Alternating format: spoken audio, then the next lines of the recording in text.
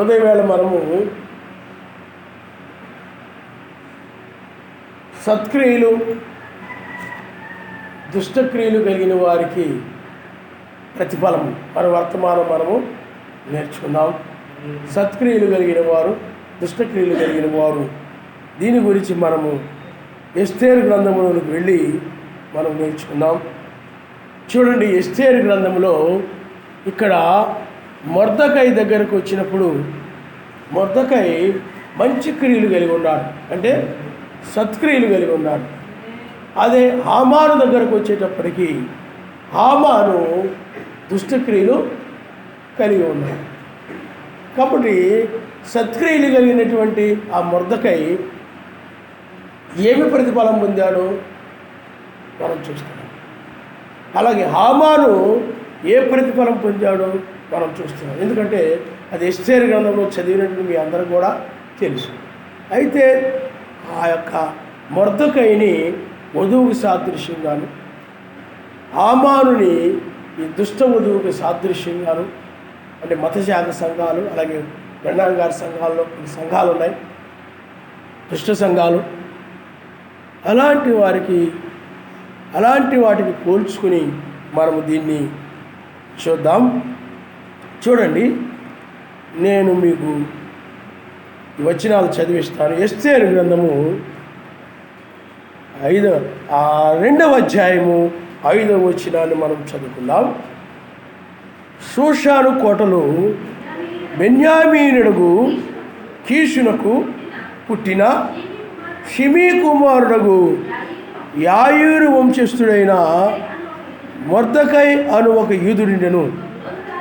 బబులోను రాజైన నెబుకద్నెజరు యూదా రాజైన యెకొన్యాను పట్టుకొని పోయినప్పుడు ఇతడు యెకొన్యాతో కూడా యెరూషలేము నుండి చెరపట్టబడిన వారిలో ఒకడు. తన పినతండ్రి కుమార్తె అయిన హదస్సా అను ఎస్తేరు తల్లిదండ్రులు లేనిదై ఉండగా అతడు ఆమెను పెంచుకునెను. ఆమె అందమైన రూపమును సుందర ముఖము గలదై ఉండెను. ఆమె తల్లిదండ్రులు మరణం పొందిన తరువాత మొర్దెకై ఆమెను తన కుమార్తెగా స్వీకరించును. ఇక్కడ చూడండి, మొర్దెకై చేసిన పని ఏమిటి అంటే, తన పినతండ్రి అంటే చిన్ననాన్న యొక్క కుమార్తె, వరుసకి ఏమవుతుందో చెప్పండి, కూతురు. ఆ యొక్క ఎస్తేరుని తన కుమార్తెగా ఏం చేశాడంట, స్వీకరించాడంట. ఆమెను తన కుమార్తెగా స్వీకరించను. అంటే ఇక్కడ మొర్దెకైలో ఉన్న గుణం ఏమిటనంటే, అతడు అనాథలైనటువంటి వారిని, తల్లిదండ్రులు లేనటువంటి, దిక్కు లేనటువంటి వారిని అతడు ఆదరించిన వాడుగా మనం చూస్తున్నాం. ఆయన హల్లెలూయా, హల్లెలూయా. అనాథలైనటువంటి వారిని, అన్నీ ఉన్నవారిని, తల్లిదండ్రులు ఉన్నవారిని, లేదా బంధువులు ఉన్నవారిని, అన్నీ ఉన్నవారిని ఏమండి ఆదరించడం కాదు, అనాథలైనటువంటి వారిని, అటువంటి వారిని, దిక్కు లేనటువంటి ఆ ఎస్తేరుని ఏం చేశాడు చెప్పండి, ఆ మొర్దెకై ఆదరించాడు. ఆయన నామస్తులు హల్లెలూయా, హల్లెలూయా. అలాగే ఇక్కడ కూడా వధువు కూడా అనాథలైనటువంటి వారు. బైబిల్లో రాయబడి ఉంటుంది, భక్తి ఏమనగా, లేకపోతే నిష్కలంకమైన భక్తి ఏమనగా, భక్తి ఏమనగా ఈ లోక మాలిన్యమును తన అంటకుండా చూసుకుని, అలాగే అనాథలైన వారికి సహాయం చేయడము. ఆయన నామస్తం హల్లెలూయా. అంటే ఏ ఆధారం లేనటువంటి వారు, అది తల్లిదండ్రుల ఆధారంగా లేకపోవచ్చు, లేకపోతే ధనము ఆధారంగా లేకపోవచ్చు, ఆస్తుల ఆధారంగా లేకపోవచ్చు, ఏదో ఒక ఆధారం లేనటువంటి ఆ అనాథలైనటువంటి వారిని, ఆ యొక్క పేదలను ఏమండి, అలాంటి అనాథలైనటువంటి వారిని మొర్దెకై అతడు ప్రేమ చూపిన అలాంటి వారి పట్ల ప్రేమ చూపించినట్లు మనం చూడగలుగుతున్నాం. ఆయన హల్లెలూయా, హల్లెలూయా. కానీ ఈనాడు మనుషులు ఏం చేస్తారంటే అనాథలైనటువంటి వారిని ప్రేమించరు. కారణం ఎందుకనంటే వారు అన్నీ ఉన్నవారి పట్లే ప్రేమ కలిగి ఉంటారు, అన్నీ ఉన్నటువంటి ఆ బంధువుల పట్ల ప్రేమ కలిగి ఉంటారు. ఎందుకనంటే అలాగ మనం వాళ్ళను ప్రేమ కలిగి ఉంటే రేపు మనకి ఏదో విధంగా మనకి వాళ్ళు ధనము కలిగిన వారు కాబట్టి, పేరు ప్రఖ్యాతులు కలిగిన వారు కాబట్టి, అధికారం ఉంది వాళ్ళకి, లోకములో పలుకుబడి ఉంది, అవన్నీ ఉన్నాయి కాబట్టి ఎప్పుడో ఒకప్పుడు మన పిల్లలకు లేకపోతే దేనికో దాని విషయంలో వాళ్ళు సహాయపడతారు, ఏదో విధంగా ఉపయోగపడతారు అనుకొని ఆ విధంగా చాలామంది ఆలోచించి ఆ విధంగా సహాయపడుతూ ఉంటారు. అన్నీ ఉన్నోళ్ళకే సహాయపడుతుంటారు ఎక్కువగా. అన్నీ ఉన్నోళ్ళకి ఏదైనా కష్టం వచ్చినా కానీ పరిగెడతారు చాలామంది. ఎందుకనంటే వాళ్ళు రేపు ఎప్పుడైనా ఏదైనా వచ్చినా కానీ వాడు బాగా డబ్బు ఉన్నోళ్ళు కాబట్టి, ధనవంతులు కాబట్టి ఏదైనా చేస్తారు మనకి. అలాగా ఆ విధంగా పరిగెడతా చేస్తూ ఉంటారు, లోకంలో మనం చూస్తూ ఉంటాం. కానీ మొర్దెకై దగ్గరకు వచ్చేటప్పటికి ఆ మొర్దెకై ఏం చేశాడనండి, అనాథ అయినటువంటి ఒక ఎస్తేరుని అతడు ప్రేమ చూపినట్లు మనం చూడగలుగుతున్నాం. ఆయన నమస్కారం. హల్లెలూయా, హల్లెలూయా. నీవు కూడా ఈ చివరి కాలంలో ఆ విధమైనటువంటి ప్రేమను నీవు కలిగి ఉండాలి. ఆ విధమైన అది భక్తి అని చెప్పి వాక్యము చెప్తా ఉంది. అది భక్తి అని చెప్పి వాక్యము చెప్తా ఉంది. భక్తి, నిష్కలంకమైన భక్తి ఏదనగా మనం ఒకసారి ఆ వచనాన్ని చూద్దాం ఆయన చిత్తాన్ని బట్టి.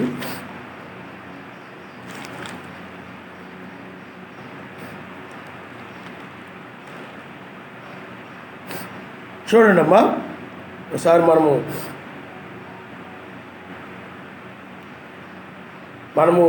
ఆ మొదటి పేతురు రాసిన పత్రిక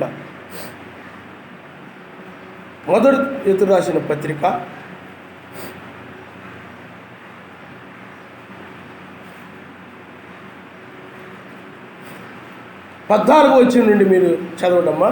నేను పరిశుద్ధుడని ఉన్నాను కనుక మీరును పరిశుద్ధులై ఉండుడని రాయబడి ఉన్నది. కాగా మీరు విధేయులకు పిల్లలై మీ పూర్వపు జ్ఞాన దశలో మీకుండిన ఆశలను అనుసరించి ప్రవర్తింపక మిమ్మల్ని పిలిచిన వాడు పరిశుద్ధులైన ప్రకారము మీరును సమస్త ప్రవర్తనేందు పరిశుద్ధులైండుడి. పక్షపాతము లేకుండా క్రియలను బట్టి ప్రతివానికి తీర్పు తీర్చువాడు తండ్రి అని మీరు ఆయనకు ప్రార్థన చేయుచున్నారు కనుక మీరు పరదేశులై ఉన్నంత కాలము భక్తితో గడుపుడి. ఆయన నామమున హల్లెలూయా, హల్లెలూయా. చూడండి ఇక్కడ ఆయన ఏం చెప్తున్నాడు అంటే పక్షపాతము లేకుండా ఆయన తీర్పు తీర్చువాడు. దేనిని బట్టి తీర్పు తీరుస్తాడు? క్రియలను బట్టి తీర్పు తీరుస్తాడు. కాబట్టి దానిని బట్టే ఇక్కడ ఒక మొర్దెకై ఒక సత్క్రియను కలిగి ఉన్నాడు. ఆయన నామమున హల్లెలూయా. అది ఒక మంచి క్రియ. సత్క్రియలు అంటే ఏమిటి చెప్పండి? మంచి క్రియలు. ఆ విధంగా ఎందుకనంటే ఆ సర్వశక్తిమంతుడు పక్షపాతము లేకుండా క్రియలను బట్టే తీర్పు తీరుస్తాడు. క్రియలు లేకపోయినా పర్వాలేదులే, పరలోకం వచ్చేస్తారని చెప్పలేదు ఆయన. మనం వర్తమానంలో వింటూ ఉన్నాం, క్రియలు కలిగి ఉంటేనే మీరు రక్షించబడతారు, క్రియలు లేకపోతే ఉండరు. వాక్యం ఆ విధంగా చెప్తూ ఉంది. వారి క్రియలు చొప్పున ప్రతిఫలం ఇవ్వడానికి ఆయన వచ్చాడు. ఆ సమయంలో మనం ఉన్నాం కాబట్టి క్రియలు కలిగి ఉండాలి. కాబట్టి ఇక్కడ క్రియ అనంటే సత్క్రియ. ఆ మొర్దెకై ఆ అనాథలైన వారి పట్ల, ఆ యొక్క అనాథ అయినటువంటి ఒక ఎస్తేరు పట్ల సత్క్రియను కలిగి ఉన్నాడు. ఆయన నామమున హల్లెలూయా. అది ఒక భక్తి. ఆ తర్వాత చూడండి మరలా అతడు మనము చూడండి అమ్మా 21వ వచనంలో మనం మొర్దెకై గురించి మనం చూద్దాం.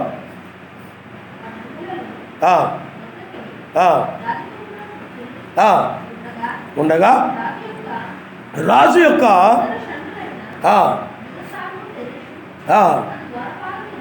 ఇక్కడ చూడండి, షండులైన బిక్తాను తెరస్సు అను ద్వారపాలకులు ఆ కోపగ్రస్తులై రాజైన అశ్వరోషును చంపుటకు ఆలోచించుకుని ఉండిరి.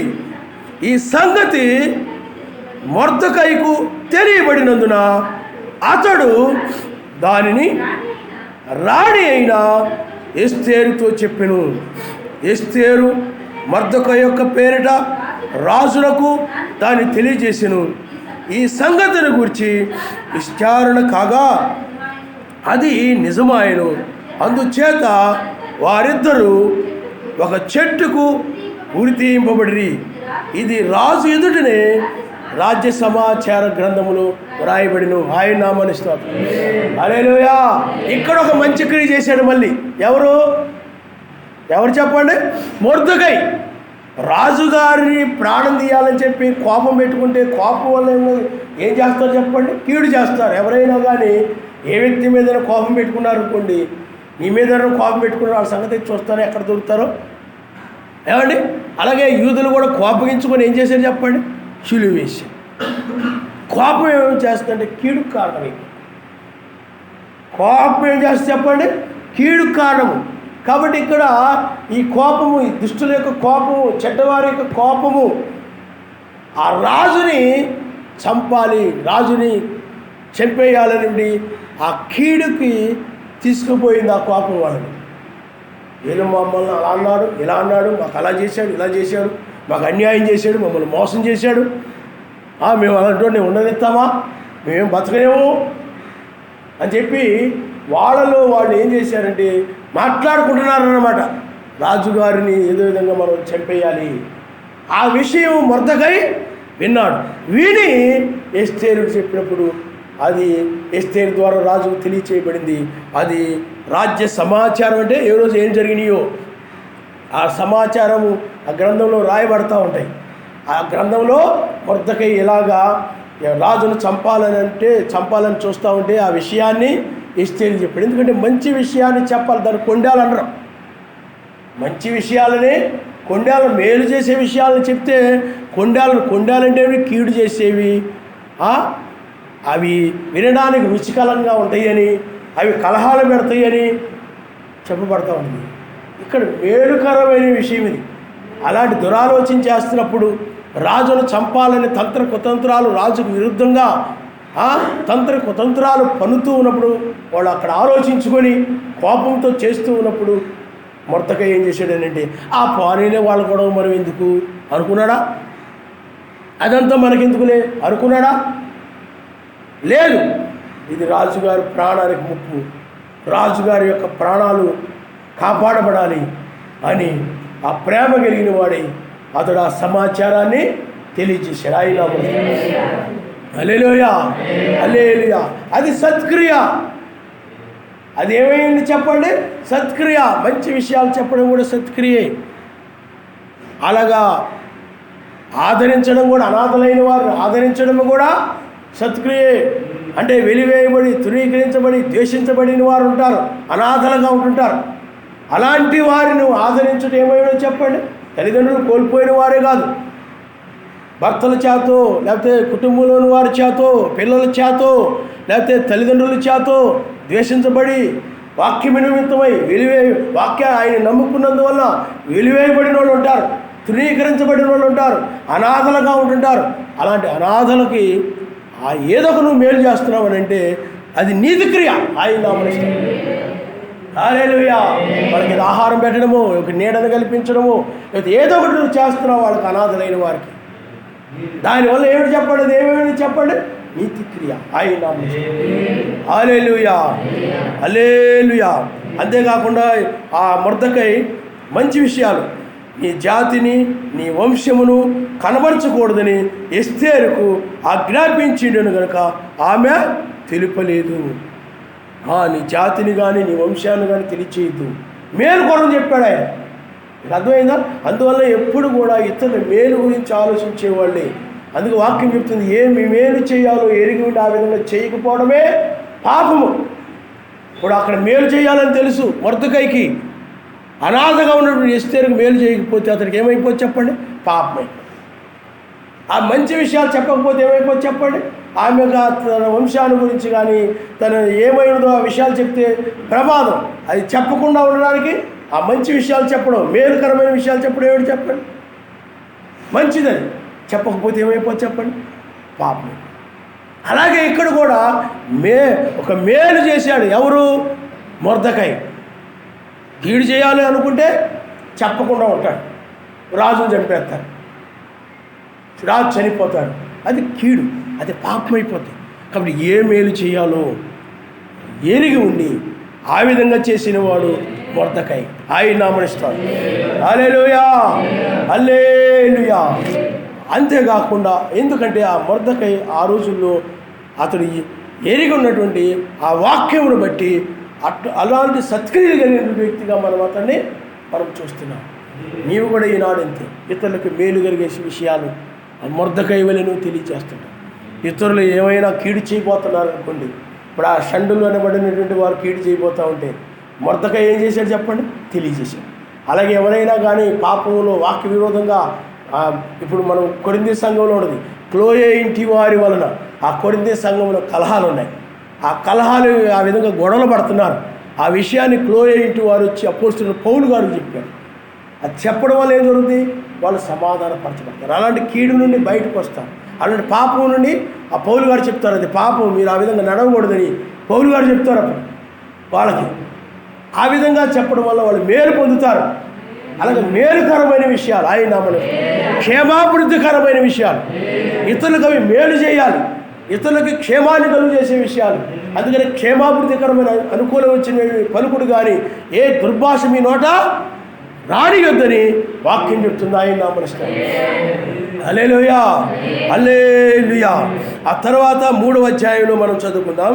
ఈ సంగతులైన తరువాత ఆశ్వరోషు అమ్మెదాత కుమారుడును అగాగీయుడగు ఆమానును ఘనపరిచి వాని హెచ్చించి వాని పీఠమును తన దగ్గరున్న అధిపతులందరికంటే ఎత్తుగా నుంచెను. కాబట్టి రాజు గుమ్మనున్న రాజసేవకులందరూ రాజాజ్ఞానుసారముగా మోకాళ్ళుని ఆమానుకు నమస్కరించిరి. మొర్దెకై వంగకయు నమస్కారము చేయకయు నుండగా రాజు గుమ్మమునున్న రాజసేవకులు, నీవు రాజాజ్ఞ ఎందుకు మీరుచున్నావని మొర్దెకైని అడిగిరి. ఈ ప్రకారము వారు ప్రతిదినము అతనితో చెప్పుచు వచ్చినను అతడు వారి మాట చెవిని పెట్టకపోయేను. కనుక వారు మొర్దెకై యొక్క మాటలు స్థిరపడునో లేదో చూద్దామని దాని హామానుకు తెలిపిరి. ఏలైనగా అతడు నేను యూదుడు కనుక ఆ పని చేయజాలని వారితో చెప్పిండు. ఆయన నామనిస్తాడు. హల్లెలూయా. నిజంగా చెప్పాలంటే వాక్యం చెప్తుందంటే మనుషులు ఎదుట ఎవరైతే ఆయన ఒప్పుకుంటారో దూతలు ఎదుట ఆయన వారు ఒప్పుకుంటాడని వాక్యం చెప్తుంది. ఆయన నామనిస్తాడు. అక్కడ యూదుడైనటువంటి మొర్దెకై అక్కడ సర్వశక్తిమంతుని యొక్క కుమారుని ఒప్పుకుంటున్నాడు. ఏదో నామకార్థంగా క్రైస్తవుని అనిపించుకోవడం కాదు. అక్కడ నిలబడుడు ద్వారా, వాక్యం కోసం నిలబడుడు ద్వారా అతడు యూదుడని రుజువు చేయబడతా ఉంది. అందుకనే అక్కడ రాజాజ్ఞ ఏమిటనంటే హామానుకి ఆ రాజ్య సేవకులైన వారు నమస్కారం చేయాలి, వంగి నమస్కారం చేయాలి. కానీ మొర్దెకై వాక్యానికి భయపడేవాడు, వాక్యానికి భయపడేవాడు. ఎందుకంటే ఆయనకు మాత్రమే మొక్కాలని బైబిల్ చెప్తూ ఉంది. ఆయనకు మాత్రమే. ఇప్పుడు అబ్రహాము ఉన్నాడు, సర్వశక్తిమంతుడు. మానవ శరీరముతో వచ్చినప్పుడు అబ్రహాము వెళ్ళి ఆయనకు సాష్టాంగపడ్డాడు. ఆయన నామనిస్తాడు. హల్లెలూయా, హల్లెలూయా. అలాగే పేతురు గారు కూడా మీరు ఒకసారి చూడండి, అపోస్తుల కార్యము 10వ అధ్యాయము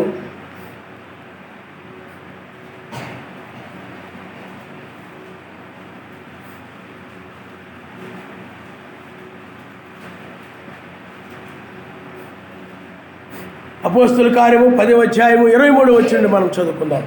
మరునాడు అతడు లేచి వారితో కూడా బయలుదేరిను.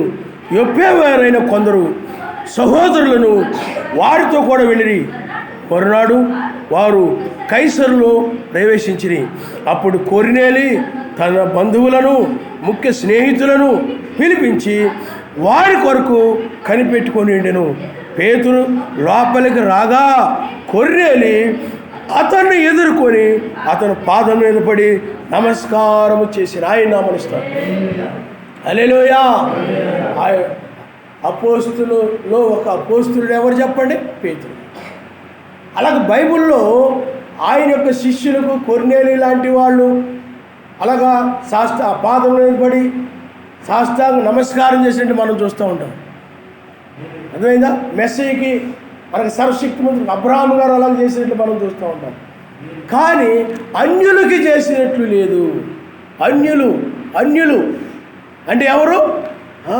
ఈనాడు హామాను అనబడినటువంటి వాడు ఉన్నాడు. హామాను అనబడిన వాడు రాజాజ్ఞ ప్రకారం అది కరెక్టే అతని దృష్టిలో. రాజాజ్ఞ ప్రకారం అతని దృష్టిలో అది కరెక్టే. కానీ సర్వశక్తి దృష్టిలో ఏమైపోతుంది చెప్పండి? విరోధం అయిపోతుంది. దానిని బట్టి అతడు ఏం చేశాడనంటే, నేను యూదుడును కనుక నేను ఆ యొక్క నమస్కారము ఆ మోకాళ్ళుని నమస్కారము చేయనన్నాడు. ఎందుకంటే ఆయనకేం మొక్కాల్సింది? యూదుడు ఎవరు పడితే వాళ్ళకి మొక్కడు. కాబట్టి నిజమైన వధువు కూడా ఈనాడు ఎలా నిలబడుతుందండి? నేను క్రైస్తవురాలును కాబట్టి నేను అలాంటి వాటిని వినను, వ్యర్థమైన మాటలమే నేను వినను, లేకపోతే ఈ యొక్క విగ్రహాలకు వాటికి బలిచ్చిన వాటిని నేను తినను, నేను క్రైస్తవురాలును కాబట్టి నేను అవి ఇవి అలంకరించుకోను, ఇలాంటి ఆ విలువ కలిగినటువంటి అలాంటివి నేను ధరించుకోను, నేను క్రైస్తవురాలను కాబట్టి అసభ్యంగా కనబడేటువంటి అంటే ఆ యొక్క శరీరానికి నిండుగా కాకుండా అసభ్యంగా కనబడేటువంటి అలాంటి బట్టలు నేను ధరించుకోను, నేను క్రైస్తవురాలిని అని ఆ విధంగా దయ్యానికి మొక్కకుండా అలాంటివి చేసి అపవాదికి మొక్కకుండా నిజమైన క్రైస్తవుల వలె యూదుల వలె ఎవరైతే నిలబడుతుంటారో వాళ్ళు సద్క్రియలు కలిగిన వారు. ఆయన మనిషి హల్లెలూయా. ఎదుటి వాళ్ళ కోపం రాని, హాని చేయాలని ప్రయత్నం చేయని, లేకపోతే కీడు చేయాలని తంత్ర కుతంత్రాలు పనని, లేకపోతే నేను దీనిలో తీసిపడేయాలని ఎన్నో రకరకాలుగా తంత్ర కుతంత్రాలు ఏమి పనినప్పటికీ కూడా నీవు నిజమైనటువంటి యూదుడు వలె నువ్వు జీవించాలి.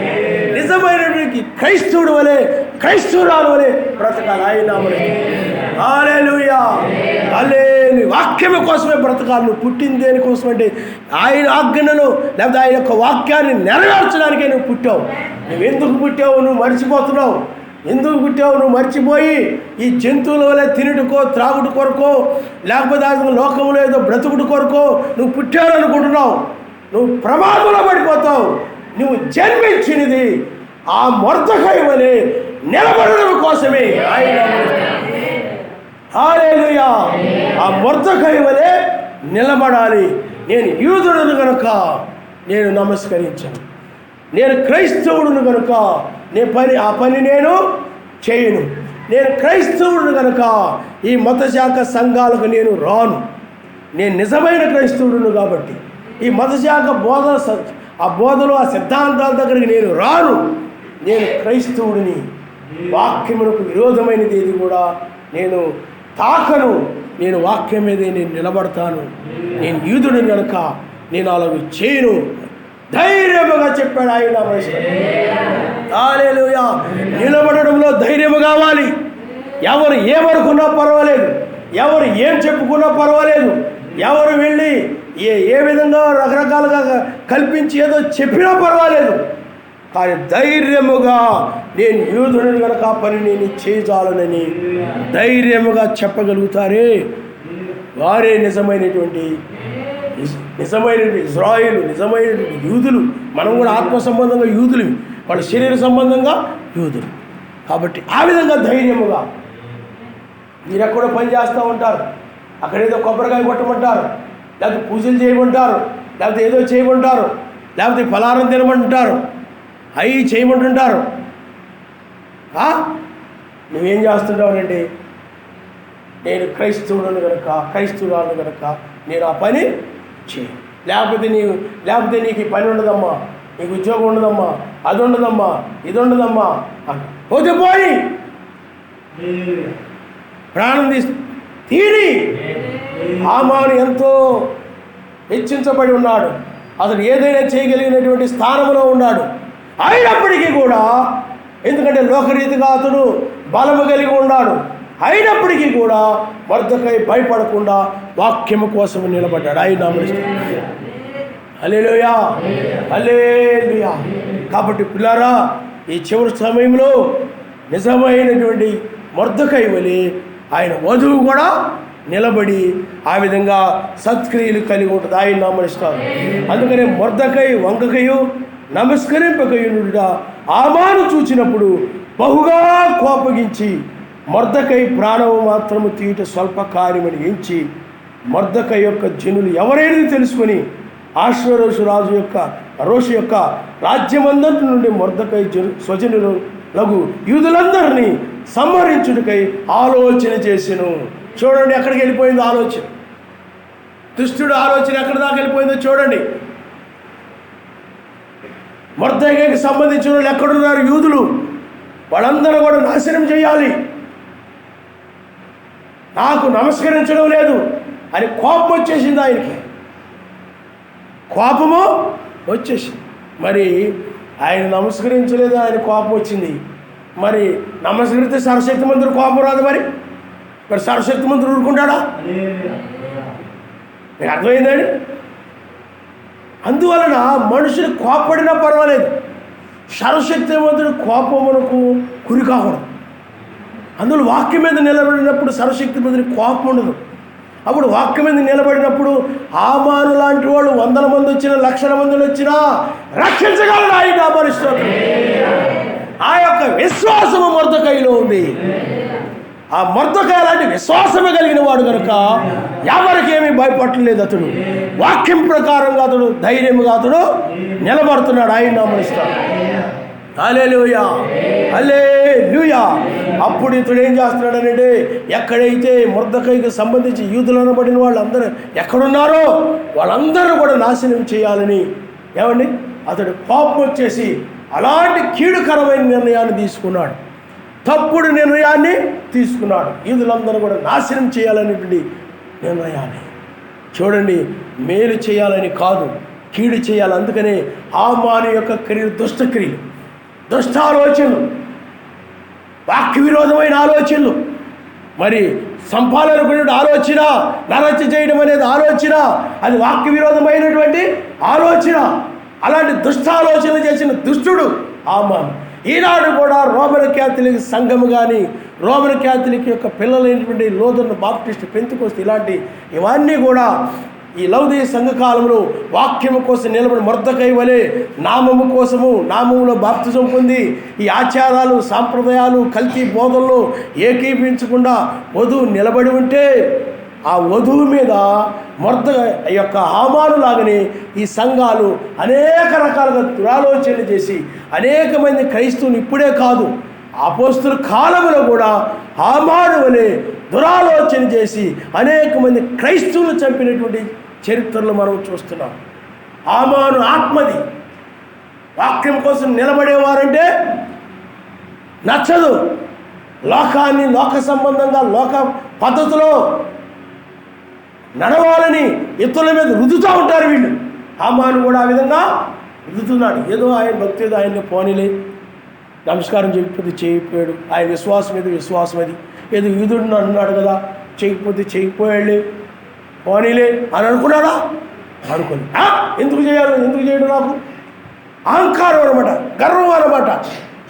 దానిని బట్టి తాను హెచ్చించుకుని వాడై దురాలోచన చేసి యూదులందరూ కూడా సంహరించడానికి ఒక చట్టాన్ని తీసుకొచ్చేసాడు. మీరు అర్థమైందా?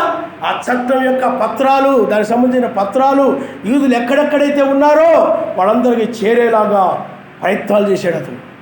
యూదులందరూ కూడా నాశనం చేయాలి. మీకు అర్థమైందా?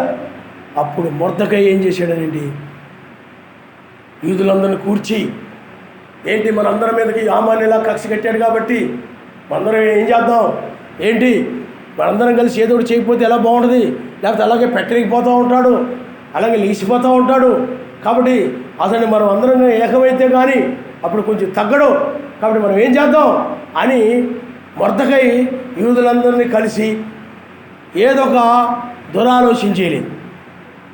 మీకు అర్థమైందా? హామానుకి విరోధంగా ఏ దుష్టాలోచన చేయలేదు, ఎందుకంటే సాతాను ఎప్పుడు కూడా కలుపుకుంటాడు అందరినీ. వాడి అభిప్రాయం ఏంటంటే వాడు చేసేటువంటి కీడులో అందరిని కూడా కలుపుకుంటాడు. అందుకనే సర్వశక్తిమంతుడు ప్రత్యేకపరుచుకుంటాడు ఆయన నామస్మరణ. హల్లెలూయా, హల్లెలూయా. సర్వశక్తిమంతుడు ఏం చేస్తాడు చెప్పండి? ప్రత్యేకపరుచుకుంటాడు. అందుకని జనబలాన్ని పోగేసుకుంటాడు అన్నమాట. లోకంలో మనుషులు సహజంగా ఏం చేస్తారు చెప్పండి? ఎవరైనా అన్నారు అనుకోండి, వాళ్ళ మీద ఏదైనా పగ తీర్చుకోవడం కోసం జనాన్ని పోగేసుకుంటారు. అందరినీ ఏమండి రండి, ఓ బావారా, లేకపోతే చెల్లి నూరా, అక్క నూరా, లేకపోతే తమ్ముడు నూరా, లేకపోతే అమ్మమ్మ నూరా, నాయనమ్మ నూరా, మనం చుట్టాల్లో బంధువుల్లో మనం చూస్తూ ఉంటాం. ఏమండి అందరూ పోగుబడి వచ్చేస్తారు, పోగేసుకుంటుంటారు. పోగుబడి అందరూ కూడా గొడవలకు వెళ్ళిపోతూ ఉంటారు. అలాగా చేస్తూ ఉంటారు. లోకంలో మనం చూస్తుంటాం. ఎందుకంటే బంధువులే, ఎవరికైనా కూడా బంధువులు అక్కడ ఇక్కడ చుట్టుపక్కల ఉంటారు. మేము ఉండే ఏరియాలో కూడా రాజులు ఉన్నారు, వాళ్ళ బంధువులు ఆ ఏరియాలో అంతా ఉన్నారు. ఎవరైనా ఒకటి చిన్నది వచ్చిన అందరూ వచ్చేస్తారు, బంధువులను పోగైపోతారు. మొత్తం ఏమైపోతారు చెప్పండి? కలిసిపోతారు, ఒకటే మాట అయిపోతారు. అలాగా ఇక్కడ మొర్దెకై చేయలేదు. మీకు అర్థమవుతుందండి? మొర్దెకై మనుషుల బలాన్ని మనుషులు పోగేసుకుని ఏదో వాళ్ళతో స్నేహం చేసేసి అలా సహవాసాలు చేసి వాళ్ళని కూడా కలిపేసుకుని తన బలాన్ని పెంచుకొని, వీళ్ళు ఎప్పుడైనా నాకు రేపు అండగా ఉంటారు, బలంగా ఉంటారు, నాకు తోడుగా ఉంటారు, ఏదైనా మాట్లాడితే నిలబడతారు, వీళ్ళందరూ కూడా నా పక్షంలో ఉంటారు, ఈ విధమైన ఆలోచనలు ఈ యొక్క హామాను క్షమించండి మొర్దెకై చేయలేదు. సర్వశక్తిమంతుడే బలవంతుడు, ఆయన మాత్రమే విడిపించగలిగిన వాడు, ఆయన మాత్రమే రక్షించగలిగిన వాడిని ఆయన వైపు తిరిగాడు. ఆయన నిజమైనటువంటి యూదుడు. జనబలము కాదు, ధన బలము కాదు, బంధు బలము కాదు, కుల బలము కాదు, రాజ్య బలము కాదు, పట్టణ బలము కాదు, దేశ బలము కాదు, కానీ యావే యొక్క బలము ఆయన. హల్లెలూయా, హల్లెలూయా. అందుకనే లోకంలో మనుషులందరూ కూడా ఆ బలాన్ని పోగేసుకుంటుంటారు. ప్రత్యేక సంఘాలు కూడా నాడు ఆ విధంగా ఐక్యమైపోతాయి. సంఘాలన్నీ కూడా మనం అందరూ కూడా ఐక్యమైపోయామనుకోరా, ఆ హిందువులు అనేవాళ్ళు మన మీదకి రాకుండా ఉంటారు. మీకు అర్థమైందా? ఆ ముస్లింలు అనేవాళ్ళు మన మీదకి రాకుండా ఉంటారు. కాబట్టి మనం క్రైస్తవులు అందరూ ఐక్యం అవ్వాలి. ఐక్యంగా ఉంటేనే వాళ్ళు బెదిరిపోతారు, వాళ్ళు భయపడిపోతారు. మీకు అర్థమైందా? అలాగా ఈ క్రైస్తవులు ఆలోచన చేస్తున్నారు. మొర్దెకై చేశాడు ఆ విధమైన ఆలోచనలు చేయాలి. అవి దుష్టాలోచనలు అవన్నీ. కానీ మొర్దెకై ఏం చేశాడు? 4వ అధ్యాయం నుండి మనం చదువుకుందాం. జరిగినదంతయు తెలియగానే ఆ యూదులకు సంహరించబడతారని, ఏమండి అది తెలియగానే మొర్దెకై తన బట్టలు చింపుకొని, గోరె బట్టలు వేసుకొని, బూడిద పోసుకొని పట్టణం మధ్యకు బయలు వెళ్ళి మహాశోకముతో రోదనము చేసి రాజగుమ్మము ఎదుటికి వచ్చెను. గోనె పట్ట లేకపోతే గోనె కట్టుకొనిన వాడు రాజగుమ్మమున ప్రవేశించకూడదన్న ఆజ్ఞ గలదు. రాజు యొక్క ఆజ్ఞను శాసనమును ఏ సంస్థానమునకు వచ్చినో అక్కడనున్న యూదులు ఉపవాసం ఉండి మహా దుఃఖములోను ఏడుపులోను రోదనములోను మునిగిన వారిని అనేకులు గోనెను బూడిదను వేసుకొని పడి ఉండిరి. ఎస్తేరు యొక్క పనిగత్తెలను ఆమె దగ్గరున్న షండులను వచ్చి జరిగిన దాన్ని ఆమెకు తెలియచేయగా రాణి గొప్ప మనో విచారం గలదై మొర్దెకై కట్టుకొని ఉన్న గోనె పట్టును తీసివేయమని ఆజ్ఞ ఇచ్చి కట్టించుకొనుడికై అతని యొద్దకు వస్త్రమును పంపెను కానీ అతడు వాటిని తీసుకొనలేదు. చూడండి, ఆయన నామనిస్తారు. హల్లెలూయా. ఏం చేశాడు చెప్పండి? మహాశోకముతో గోనె వస్త్రాలు ధరించుకొని, అంటే గోనె పట్టులు ధరించుకొని బూడిదను చల్లుకుంటూ ఆ యూదులేంటి అందరూ కూడా ప్రార్థిస్తున్నారు, ఆయన మొర పెడుతున్నారు, ఆయన నామనిస్తారు. నిజమైన యూదుడు చేసే పని మీకు అర్థమైందా? అంతేగాని అందరూ ఏకంగా రా ఆమాన సంగతి ఏంటో తేలుద్దాం, మన ప్రాణాలు కాపాడుకోవడానికి మీరు కూడా కర్రలో కట్టెలు అన్నీ కూడా రెడీగా ఉంచుకోండి. కారం కానీ లేకపోతే రోకల బండ్లు కానీ అలాంటివి ఏమైనా ఉంటే ఆడవాళ్ళు మీరు కూడా రెడీగా ఉంచుకోండి.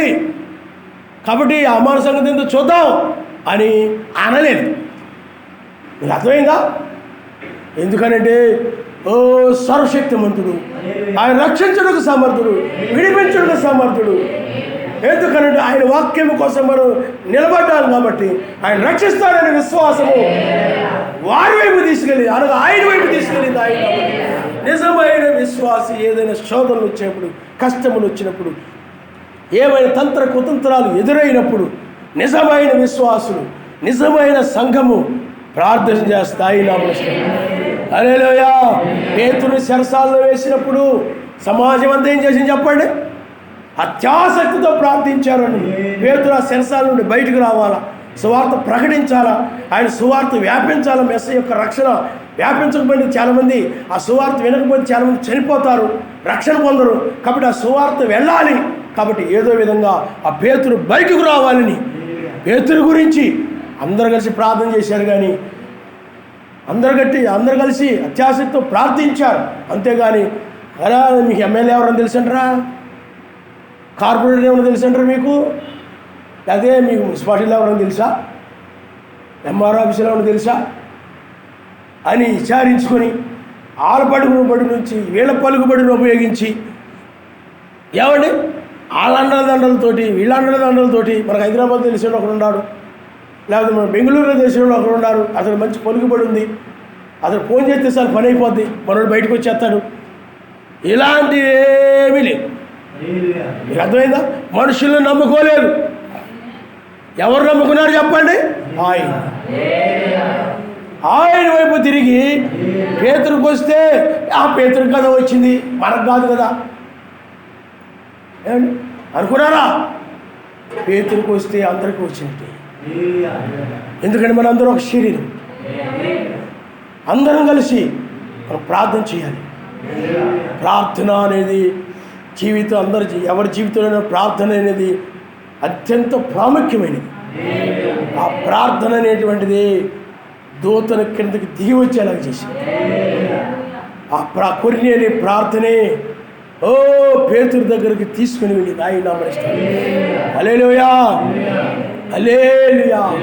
అందుకని నిజమైన యూదుడు ఏ శ్రమ వచ్చినా, కష్టం వచ్చినా, శోధనలు వచ్చినా, ఏమొచ్చినా నిజమైన యూదులు కానీ, నిజమైన సంఘము కానీ, నిజమైనటువంటి క్రైస్తవులు కానీ ఏకముగా ఆయన సన్నిధిలో చేరతారంతే. ఆయన ప్రార్థిస్తారు, ఆయనే రక్షించేవాడిని నమ్ముతారు. ఆయన నామనిస్తారు. హల్లెలూయా. అందుకనే ఎస్తేరు పంపించినటువంటి వస్త్రాలు కూడా తృణీకరించి అతడు కన్నీటితో ప్రార్థించాడు. ఆయన నామనిస్తాడు. హల్లెలూయా, హల్లెలూయా.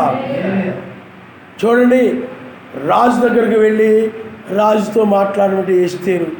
కానీ ఎస్తేరు ఏముందనంటే రాజు పిలుపు లేకుండా ఎవరు కూడా వెళ్ళడానికి లేదు.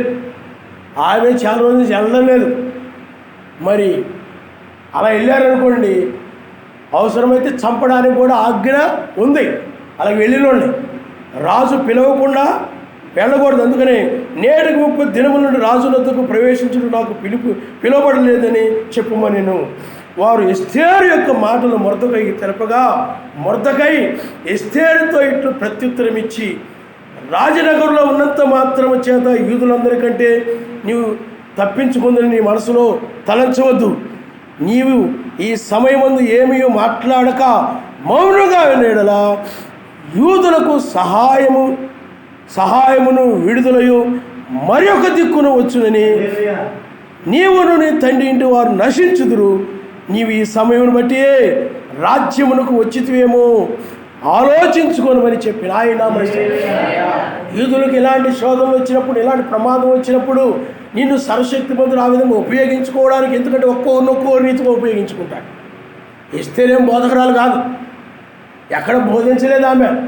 నిన్ను ఇంకొక స్థానంలో ఉంచి ఇంకో రకంగా ఉపయోగించుకుంటాడు, ఒక్కొక్కరు ఉపయోగించుకుంటాడు.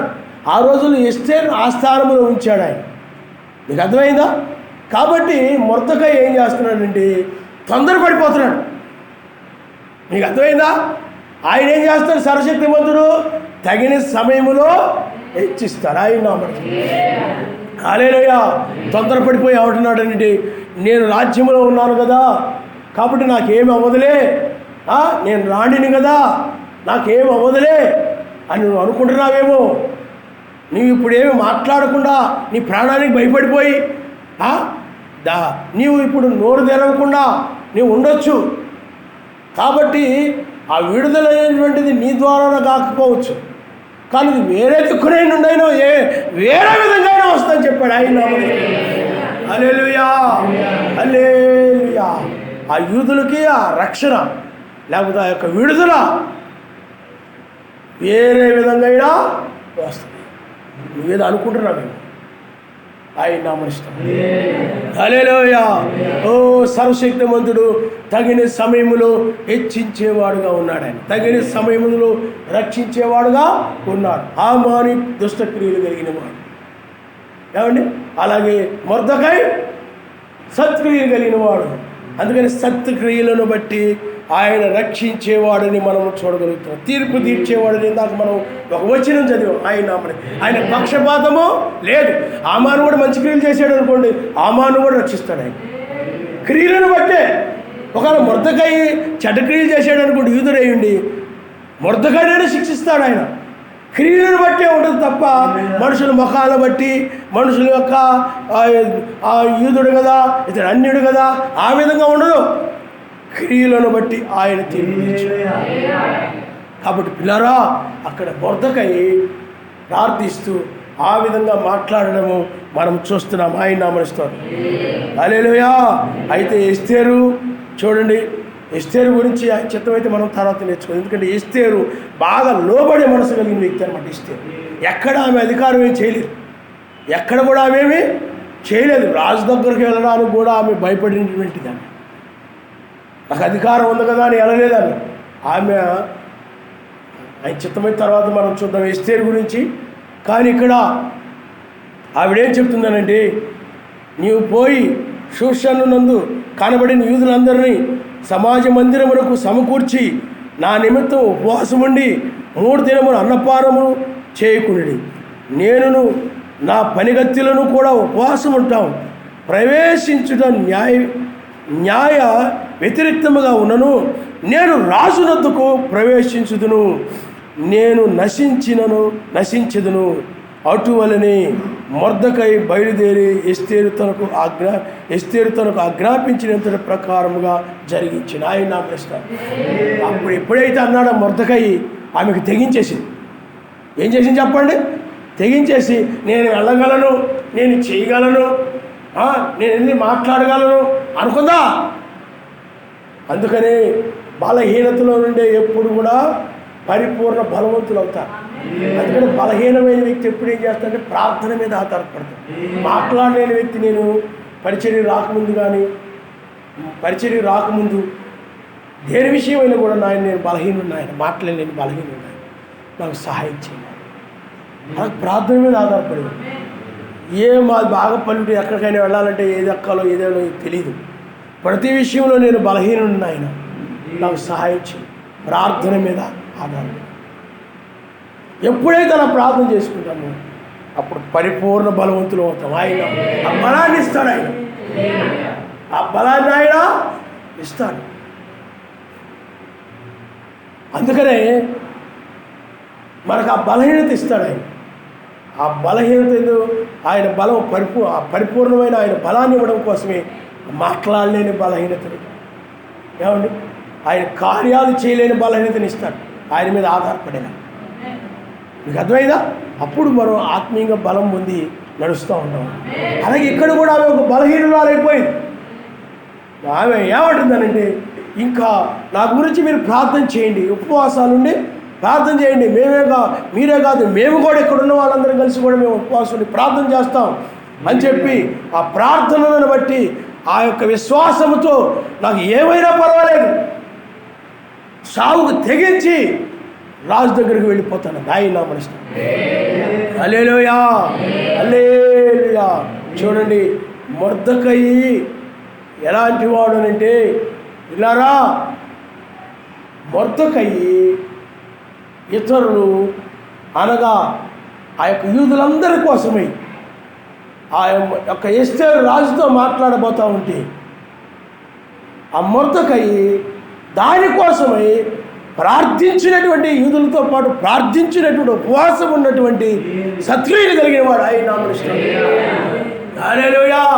ప్రార్థన చేయమని కానీ కొంతమంది ఏం చేయాలి చెప్పండి, ప్రార్థించి అప్పు అని అది ప్రార్థన చేయండి అంటే అలాగేనండి అంటారు, కానీ అది అక్కడే వదిలేసి వెళ్ళిపోయాడు ఉన్నారు చాలామంది. అలాగే మొర్దెకయి వదిలేయలేదు. మీకు అర్థమైందా? అందరికీ ఏం జరుగుతుంది జరుగుతులేను లేడు అతడు పిల్లారా సర్వశక్తిమంతుడి విషయంలో పట్టుదల కలిగి ప్రార్థించేవాడుగా అతడు ఉన్నాడు. ఈ సమయంలో నువ్వు నోరు తెరవమని మాట్లాడాలని, లేకపోతే యూదులందరూ కూడా నశించిపోతారు అని ఆ యూదులందరి విషయమై ఒక భారము కలిగినటువంటి వాడుగా మొర్దెకయిని మనం చూస్తున్నాం. ఆయన హల్లెలూయా, హల్లెలూయా. కాబట్టి పిల్లారా ఆ సమయంలో అవకాశం ఉంది కాబట్టి అందరూ కూడా ప్రార్థన చేశారు. ఆయన మస్తు హల్లెలూయా, హల్లెలూయా. 5వ అధ్యాయం నుండి మనం చదువుకుందాం. 3 దినమందు ఎస్తేరు రాజభూషణములు ధరించుకుని రాజనగరు యొక్క ఆవరణంలో ఉన్న రాజు సన్నిధికి వెళ్ళి నిలిచెను. రాజనగరు ద్వారమునకు ఎదురుగానున్న రాజావరణంలో తన రాజాసనం మీద రాజు కూర్చుని నిండెను. రాణి అయిన ఎస్తేరు ఆవరణములో నిలుచునిండుట రాజు చూడగా ఆమె యందు అతనికి దయ పుట్టెను. రాజు తన చేతిలో నుండి బంగారపు దండమును ఎస్తేరు తట్టు చాపగా ఎస్తేరు దగ్గరకు వచ్చి దండం యొక్క కొన ముట్టెను. రాజు రాణి అయిన ఎస్తేరు, నీకేమి కావాలను? నీ మనవి ఏమిటి? రాజ్యములో సగమటుకు నీకు అనుగ్రహించదనని ఆమెతో చెప్పగా ఎస్తేరు రాజునకు యుక్తముగా తోచిన యెడల నేను రాజు కొరకు సిద్ధము చేయించిన విందునకు రాజు అయిన తామును హామానును నేడు రావాలని కోరుచున్నానని ప్రత్యుత్తరం ఇచ్చెను. చూడండి, ప్రార్థన ఏం చేసింది చెప్పండి? ఫలింపునిచ్చింది. ఆయన ప్రార్థన ఏం చేసింది చెప్పండి? ఫలింపునిచ్చింది.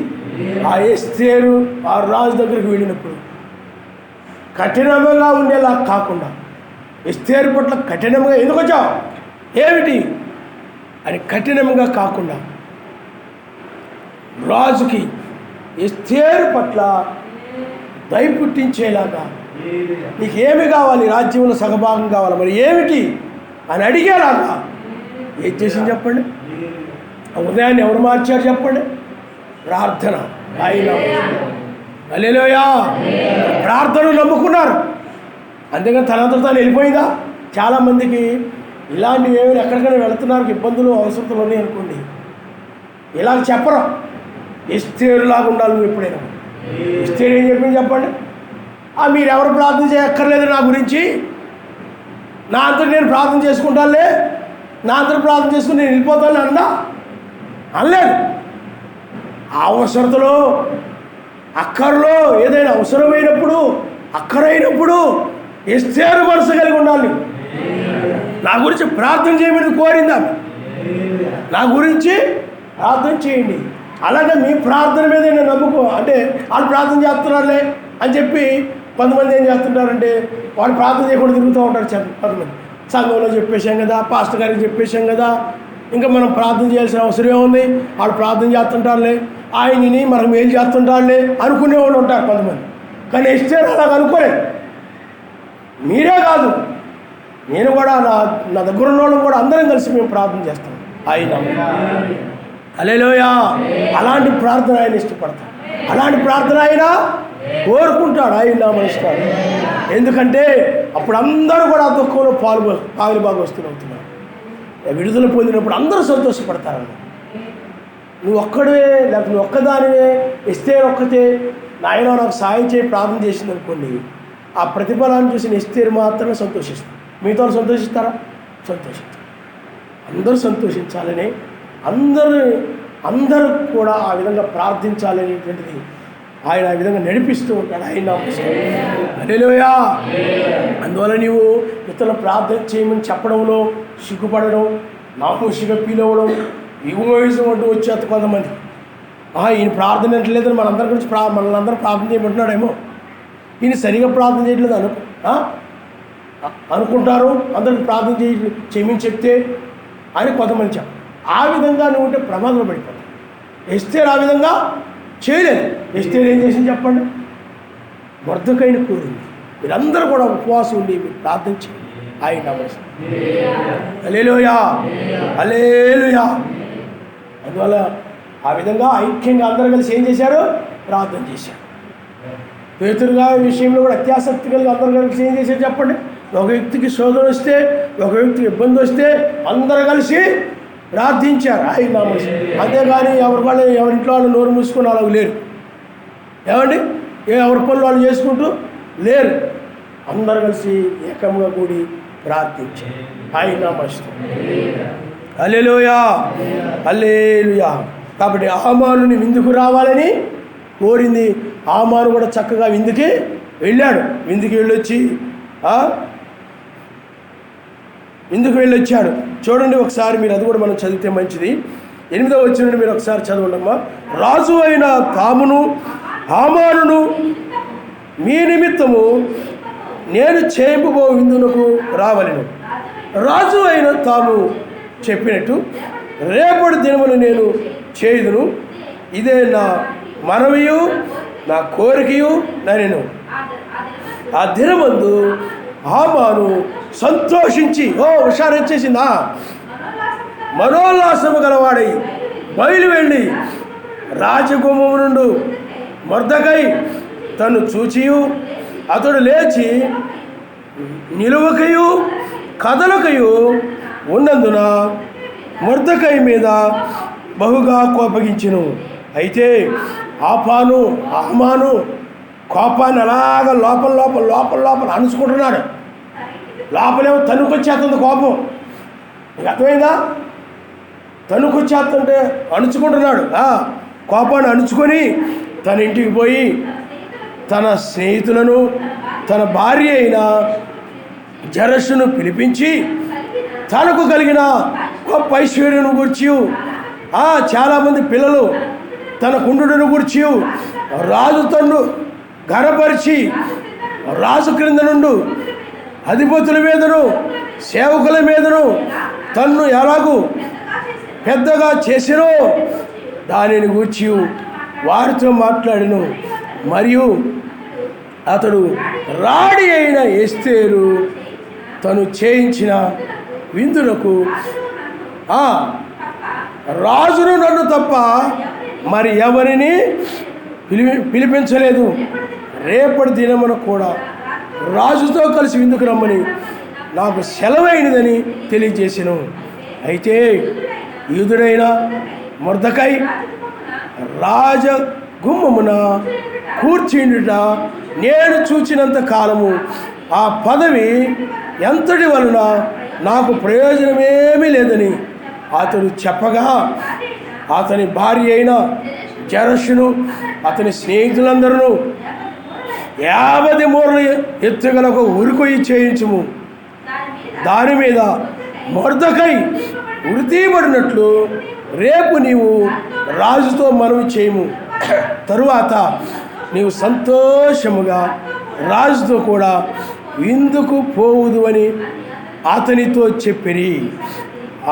ఈ సంగతి హామానుకు యుక్తముగా కనబడినందున అతడు ఊరుకోయి ఒకటి చూడండి, భలే సలహా ఇచ్చారు. పనికిమాలినోడికి పనికిమాలిన స్నేహితులు ఉంటారు. అలాంటి వాళ్ళు ఏం చేస్తారు చెప్పండి?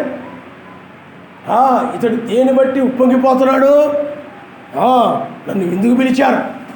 లోకంలో కూడా చాలామంది ఎవరైనా ఏదైనా లోక కార్యాలు గట్టి పిలిచారు అనుకోండి, చాలా గొప్ప అయిపోతుంటారు. నన్ను అలా పిలిచారండి, ఆఫీసర్ గారు నన్ను ఇలా పిలిచారండి, వాళ్ళు నన్ను ఆ విధంగా పిలిచారండి. మీకు అర్థమైందా? అతను అనుకుంటున్నాడు, హామాను ఏమనుకుంటున్నాడండి, మొర్దెకైన గారు నేనేం చేయకపోతే నాకు పదవి ఉండి ఉపయోగం ఏంటి? పదవి ఉందంటే ఏం చేయాలి? ఆ పదవిని ఉపయోగించాలి, ఆ పవర్ ఉపయోగించాలి. కాబట్టి ఏం చేయాలి? ఆ మొర్దెకైని చంపాలి. స్నేహితులందరితో చెప్పినప్పుడు వాళ్ళు ఏమన్నారంటే, ఆడుకోవడం ఎందుకు లేండి, మీదేదో మీరు చేసుకోండి అని అన్నారా? ఆ మొర్దెకై విషయం మీకు ఎందుకండి, మీ పని ఏదో మీరు చేసుకోండి, మొక్కితే ఎంత మొక్కకపోతే ఎంత, మీరు రాజు దగ్గర హెచ్చని స్థానంలో ఉన్నారు, అది చాలే అన్నారా? మంచి సలహా ఏమైనా ఇచ్చారా? వాళ్ళ భార్య కానీ అక్కడ ఉన్న స్నేహితులు కానీ ఏ మంచి సలహా ఇవ్వలేదు. ఇంకేం చేశారు చెప్పండి? పురిగి వెళ్ళిపోయారు. ఏంటి అలా కాదు, వాళ్ళ దృష్టిలో అది మంచి సలహా ఇచ్చామనుకుంటున్నారు. మేధావులమి, బాగా తెలివైన వాళ్ళం మేము, హామానికి మంచి సలహా ఇచ్చాం మేము, చాలా తెలివైన వాళ్ళమి అనుకుంటుంటారు వాళ్ళు. ఆ విధంగా అనుకుని వాళ్ళు ఏం చేశారు చెప్పండి? ఉరికొయ్య ఒకటి తయారు చేయండి, 50 మూరలు ఉరికొయ్యా, దాని మీద ఉడి తీసేసారనుకోండి, రాజుతోటి ముందుగా వెళ్ళి మీరు మాట్లాడే విషయం చెప్పేయండి, తర్వాత మీరు ఎందుకు వెళ్తురు అని పనికిమాలిన సలహా ఇచ్చారు. పనికిమాలిన వాళ్ళ దగ్గర సలహాలు తీసుకునేవాడు పనికిమాలినుడే. మొర్దెకైకిని హామానుకి తేడా ఉంది. హామాను జనుల దగ్గర సలహాలు తీసుకుంటున్నాడు, జనుల దగ్గర ఆలోచన చేస్తున్నాడు, ఏం చేస్తే బాగుంటుంది, ఎలా చేస్తే బాగుంటుందని. మొర్దెకై ఎక్కడ ఆలోచన చేస్తున్నాడండి? సర్వశక్తుని సన్నిధిలో ఆలోచన చేస్తున్నాడు. ఆయన హల్లెలూయా, హల్లెలూయా. ఈ యొక్క హామాను అయినట్లయితే ఏ స్నేహితులారా ఏంటి, మనందరం కూడా ఎప్పుడు కలిసిమెలిసి తిరుగుతూ ఉంటాం, కలిసిమెలిసి షికారుగా అక్కడికి వెళ్ళిపోతూ ఉంటాం, ఆ విషయాలన్నీ కూడా చెప్పుకుంటూ ఉంటున్నాం మనం. మరి మన మంచి స్నేహితులమి ఏం చేద్దాం? మరి నాకు వస్తే మీ అందరికి వచ్చినట్టే కదా, మీకు నాకు నమస్కారం చేయకపోతే మీకు కూడా నమస్కారం చేయనట్టే కదా. మరి ఏంటి మరి? మనుషుల యొక్క సలహా, మనుషుల యొక్క సూచనలు. అలాగే తన భార్య దగ్గరికి వెళ్ళిపో, ఏం చేయమంటావే, పరిస్థితిలా వచ్చింది, మరి ఏం చేయమంటావే? ఆమె కూడా, ఎందుకంటే స్త్రీ యొక్క సలహా మీద ఆధారం. ఏదోనలో ఆదాము ఎలాగైతే అవ్వ మీద ఆధారపడ్డాడు, అవ్వ కూడా ఏం చేసింది చెప్పండి? దుష్ట సలహా ఇచ్చింది. తిన్న దినాన మనం దేవదూతల వల్ల ఉంటా సర్వశక్తిమంతుడు మనం చాలా మోసం చేశాడు, చాలా అన్యాయం చేశాడు ఆయన. ఆ ఫలాలు తింటే దేవదూతల వల్ల ఉంటా కానీ అది తినొద్దు, మీరు తింటే చచ్చిపోతారని చెప్పాడు ఆయన. సర్వశక్తిమంతుడు లేకపోతే మెస్సీ అబద్ధం చెప్పాడు, సర్పం నిజం చెప్పింది, తింటే మనం దేవదూతల వల్ల ఉంటామంట. తిన్నాక తెలిసింది. అలాగే ఇక్కడ కూడా ఆమె మీద ఆధారపడ్డాడు, ఆమె సలహా మీద ఆధారపడ్డాడు. ఈనాడు కూడా చాలామంది ఏం చేస్తుంటారండి, మొర్దెకై వెళ్ళి ఆయన మీద ఆధారపడి ప్రార్థించడం, కనిపెట్టడం, ఆయన ఏ ఆలోచన ఇస్తాడా, ఏం మాట్లాడతాడా, ఏమి చూపిస్తాడా, దాని ప్రకారం నేను నడవాలని అని కాకుండా దావీదు కూడా ఎక్కడికైనా యుద్ధానికి వెళ్ళేటప్పుడు కనిపెట్టేవాడు, ప్రార్థించేవాడు, ప్రవక్తలు సంప్రదించేవాడు. ఆ విధంగా వారు యుద్ధానికి వెళ్ళేవారు. సమూయేలుతో కూడా సర్వశక్తిమంతుడు మాట్లాడలేదు, ప్రవక్తల ద్వారా కూడా మాట్లాడలేదు. ఆ విధంగా వాళ్ళు తెలుసుకుని ఆ విధంగా వెళ్ళేవారు. కానీ హామానుకి ఆ జీవితంలో అది అలవాటు లేదు. ఆయన ఆలోచన మీద ఆధారపడడం లేదు, ఆయన చిత్తం ఏమైందో, ఆయన సంకల్పం ఏమైందో తెలుసుకొని ఆయన సంకల్పం ప్రకారం నడవడమో లేదు. మనుషుల యొక్క ఆలోచన ప్రకారము, తన కుటుంబంలోని వారి యొక్క ఆలోచన ప్రకారము, తన తెలిసిన వారు, తన పరిచయస్తులు, లేకపోతే తన నమ్మకమైన వారంటే తన భార్య, స్నేహితులు, అలాంటి వాళ్ళ యొక్క ఆలోచన తీసుకుని వాళ్ళు పనికి వాళ్ళు ఆలోచించారు. ఈనాడు కూడా క్రైస్తవ సంఘాలు కూడా ఆయన దగ్గర ఏమి కనిపెట్టడం లేదు. కానీ అన్ని సంఘాలను కూడా, రోమన్ క్యాథలిక్ సంఘం కానీ, బాప్టిస్ట్ సంఘం కానీ, పెంతెకోస్తు సంఘాలు, ఈ సంఘాలన్నీ కూడా ఏకమైపోయి ఆనాడు మొర్దెకైని ఎలా నాశనం చేయడానికి నిర్ణయాలు తీసుకున్నారు. రేపు శ్రమకాలంలో కావచ్చు, ఇంతకు ముందైనా కావచ్చు, వీళ్ళందరూ కూడా ఏం చేస్తారంటే ఒకరికొకరు ఆలోచన చేసుకుంటారు. పోపు, అలాగే అమెరికా అధ్యక్షుడు కానీ, లేకపోతే యొక్క రష్యా అధ్యక్షుడు కానీ, వీళ్ళు ఒకరికొకరు ఏం చేస్తారు చెప్పండి? ఒకరికొకరు ఏం చేస్తే బాగుంటుంది. మొర్దెకై ఇలాగ తయారైపోయాడు, మనం ఏం చేస్తే బాగుంటుంది. అలాగే యూదులు ఎలాగ తయారైపోయాడు, క్రైస్తవులు ఎలాగ తయారైపోయాడు, పాస్టర్ గారు ఎలాగ తయారైపోయాడు, వాళ్ళు అలాగ తయారైపోయారు, మనం ఆ విశ్వాసం కూడా అలా తయారైపోయారు. ఏం చేస్తే బాగుంటుంది? ఆ సంఘం అలాగ ఉంది, మనం ఏం చేద్దాం అని మత్స్య సంఘంలో మీరు ఏం చేస్తున్నారు చెప్పండి? దురాలోచన చేసి ఒకరి సలహాలు ఒకరి ఆలోచన ఒకరు తీసుకుంటుంటారు. ఏమండి అలా ఆలోచనలు తీసుకుంటూ ఉంటారు. ఏ సిస్టర్ ఏం చేద్దాం, ఏ అన్న ఏం చేద్దాం, మత్స్య సంఘంలో అలాగే పిలుచుకుంటారు. ఏ బ్రదరో ఏం చేద్దాం, ఒకరి ఆలోచనలు ఒకరు తీసుకొని ఆ యొక్క మొర్దెకైకి విరోధముగా, లేకపోతే యూదులు ఆ మొర్దెకైని ఆ యొక్క ఉరికొయ్య మీదకి ఎక్కించి చంపాలని ఒక దురాలోచన చేశారని. నువ్వు ఏ విషయంలోనైనా నువ్వు సంప్రదించవలసింది ఎవరు చెప్పండి? ఆయనే. వాళ్ళుండారులే వీళ్ళుండారులే అనుకొని వాళ్ళని వీళ్ళని నమ్ముకొని వాళ్ళ మీద నువ్వు ఆ విధంగా వాళ్ళు చెప్పిన దాని ప్రకారం వెళ్తుంటే ప్రమాదంలో పడిపోతావు. నువ్వు ఆయన బిడ్డవు కాదా, ఆయన కుమారుడు కాదా, నువ్వు ఆయన కుమార్తెవు కాదా, నీతో ఆయన మాట్లాడ్డా? మొర్దెకైతో మాట్లాడి నీతో కూడా మాట్లాడగలడు ఆయన. కానీ నీకు ఆ బుద్ధి లేదు, ఆ జ్ఞానము లేదు నీకు. అందుకని నీవు కూడా మా ఆయన వచ్చాక అడిగాక ఏదో చెప్తానండి, లేకపోతే మా యొక్క మా యొక్క తోబుట్టు ఒక ఆయన ఉన్నాడు, ఆయన వచ్చి అప్పుడు దాన్ని బట్టండి ఇలాగ ఎవరొకరు సలహాలను బట్టి కాదు. మీకు అర్థమైన వాళ్ళు పరిశుద్ధాత్మ ఏమండి లేనివారు వాళ్ళు మత్స్య సంఘాలు. నువ్వు ఎవరిని అడగాలి, ఏదైనా కష్టం వచ్చినా మొర్దెకై వెళ్ళి ఆయన దగ్గరకు మోకరి వెళ్ళాలి. ఆయన వ్యక్తిగతంగా ఆయన దాని అనుబంధం కలిగి ఉండాలి. ఈ కుటుంబంతో ఖర్చుకుపోయి ఉన్నాడు కాబట్టి, స్నేహితులు ఖర్చుకుపోయి ఉన్నాడు కాబట్టి, ఏ కష్టం వచ్చినా బాధ వచ్చినా ఏమొచ్చినా కానీ ఏం చేస్తున్నాడు చెప్పండి? ఏమండి వాళ్ళు ఏం చేస్తున్నారు? పనికి మాల సలహాలు ఇస్తున్నారు. వాళ్ళు నిజమైన క్రైస్తవులు అయితే ప్రార్థన చేద్దామండి, అందరం కలిసి కనిపెడదాం, ప్రార్థన చేద్దాం. ఏమండి అలాంటి ఉరికొయ్య నుండి అలాంటిది కీడుకరమైన కాకుండా మనం ప్రార్థన చేద్దాం, అలాగపోతే ఆ విధంగా వాక్యం కోసం నిలబడేలాగా చేద్దాం అని అంటారు నిజమైన క్రైస్తవులు. అర్థమైందా? ప్రార్థన చేస్తారు ఏకీపించి ఆయన. హల్లెలూయా. ఆ విధంగా చేశాడు ఆమాను? లేదు. జనులను సంప్రదించాడు.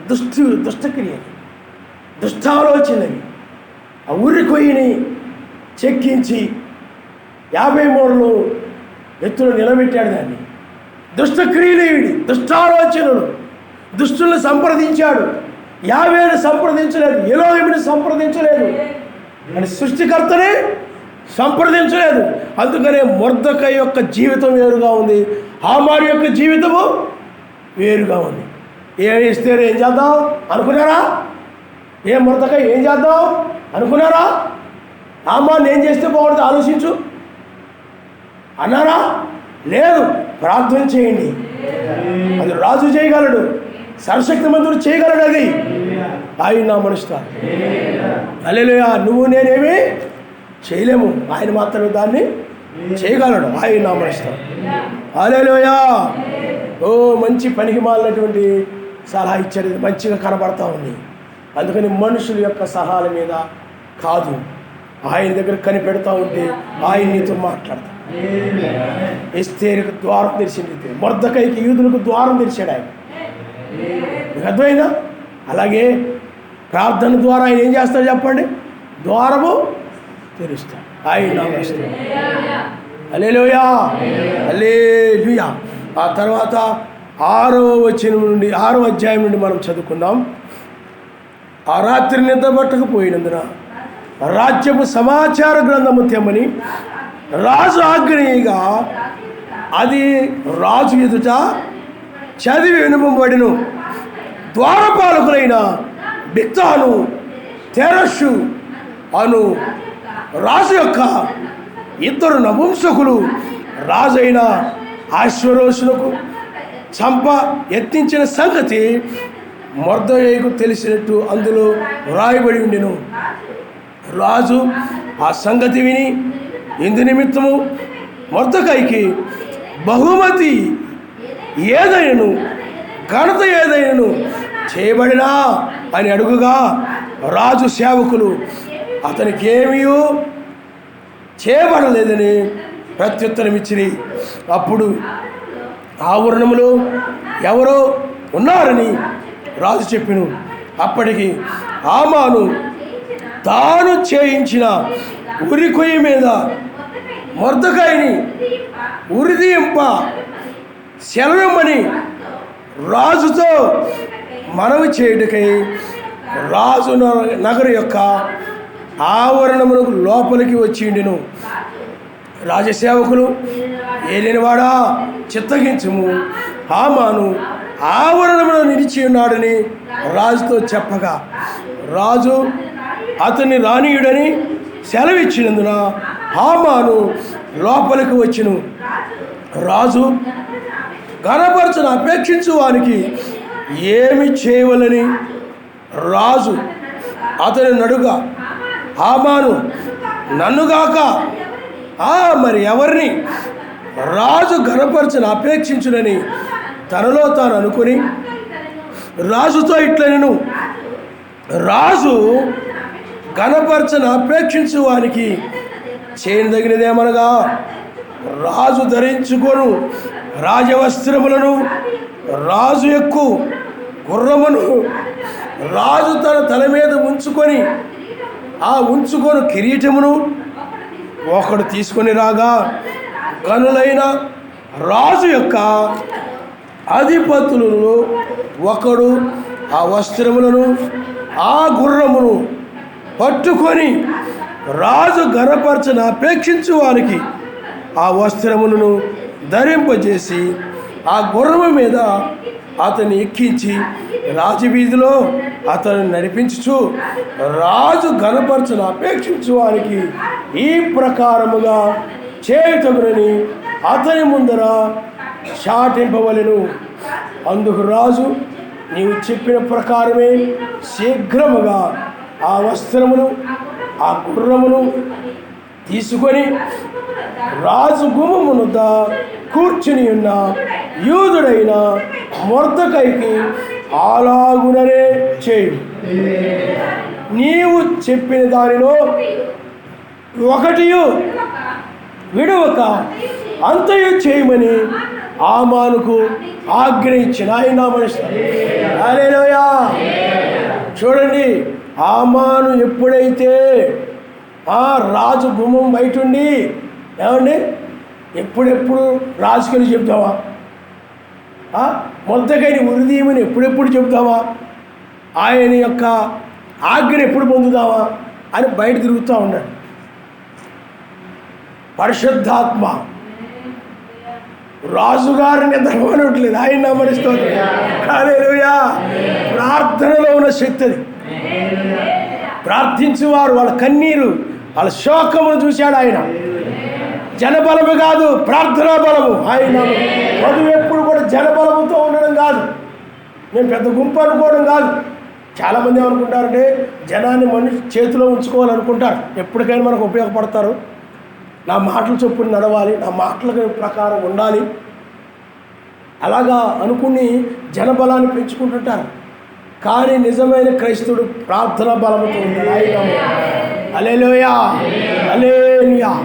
అందువలన ఆ ప్రార్థన అనేది ఆ యొక్క యూదుల యొక్క ప్రార్థన, మొర్దెకై యొక్క ప్రార్థన, ఎస్తేరు యొక్క ప్రార్థన, అక్కడున్న వారందరూ ప్రార్థనే ఆ కార్యం చేసింది తప్ప ఎస్తేరు చేయలేదు, మొర్దెకై చేయలేదు. ఎవరు మనుషులు చేసింది కాదది, మనుషుల వల్ల కలిగిన కార్యం అది కాదు. వాళ్ళు ప్రార్థన వల్ల, అంతేగాని వాళ్ళ బలం వలన, వాళ్ళ శక్తి వలన, వాళ్ళ తెలివితేటల వల్ల జరిగిందా అది?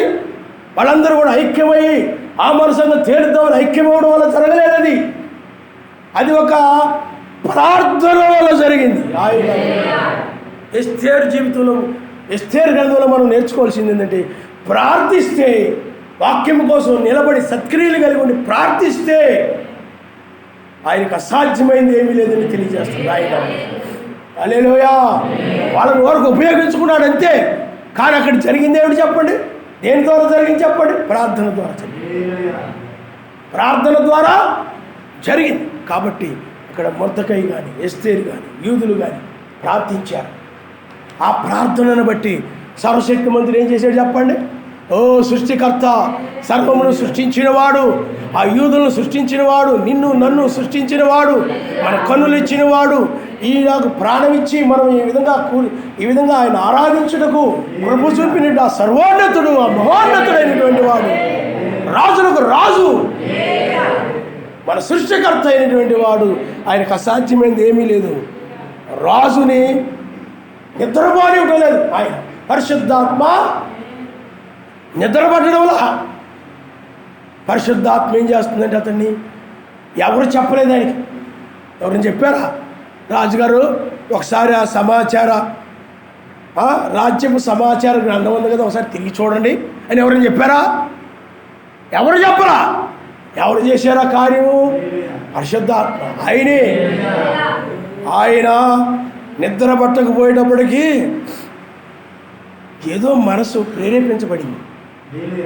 ఆ రాజ్య సమాచార గ్రంథం తిండి ఒకసారి ఏదో చూడాలి. అసలు ఏదో నాకు నిద్ర పట్టడం లేదు, ఏదో పొరపాటు చేశాను అనిపిస్తూ ఉంది. నేను ఎవరో నాకేదో మేలు చేస్తే వాళ్ళకి తగిన సత్కార్యము, లేకపోతే వాళ్ళని ఏదో గణపరచడం, ఏదో నేను ఏదో చేయనట్టుగా కనపడితే, ఏదో బహుమానం ఇవ్వనట్టుగా నాకు అనిపిస్తూ ఉంది. అంటే పరిశుద్ధాత్మే తిరిగి మన జ్ఞాపకానికి తీసుకొచ్చి తవ్వుతూ ఉన్నాడు హృదయంలో.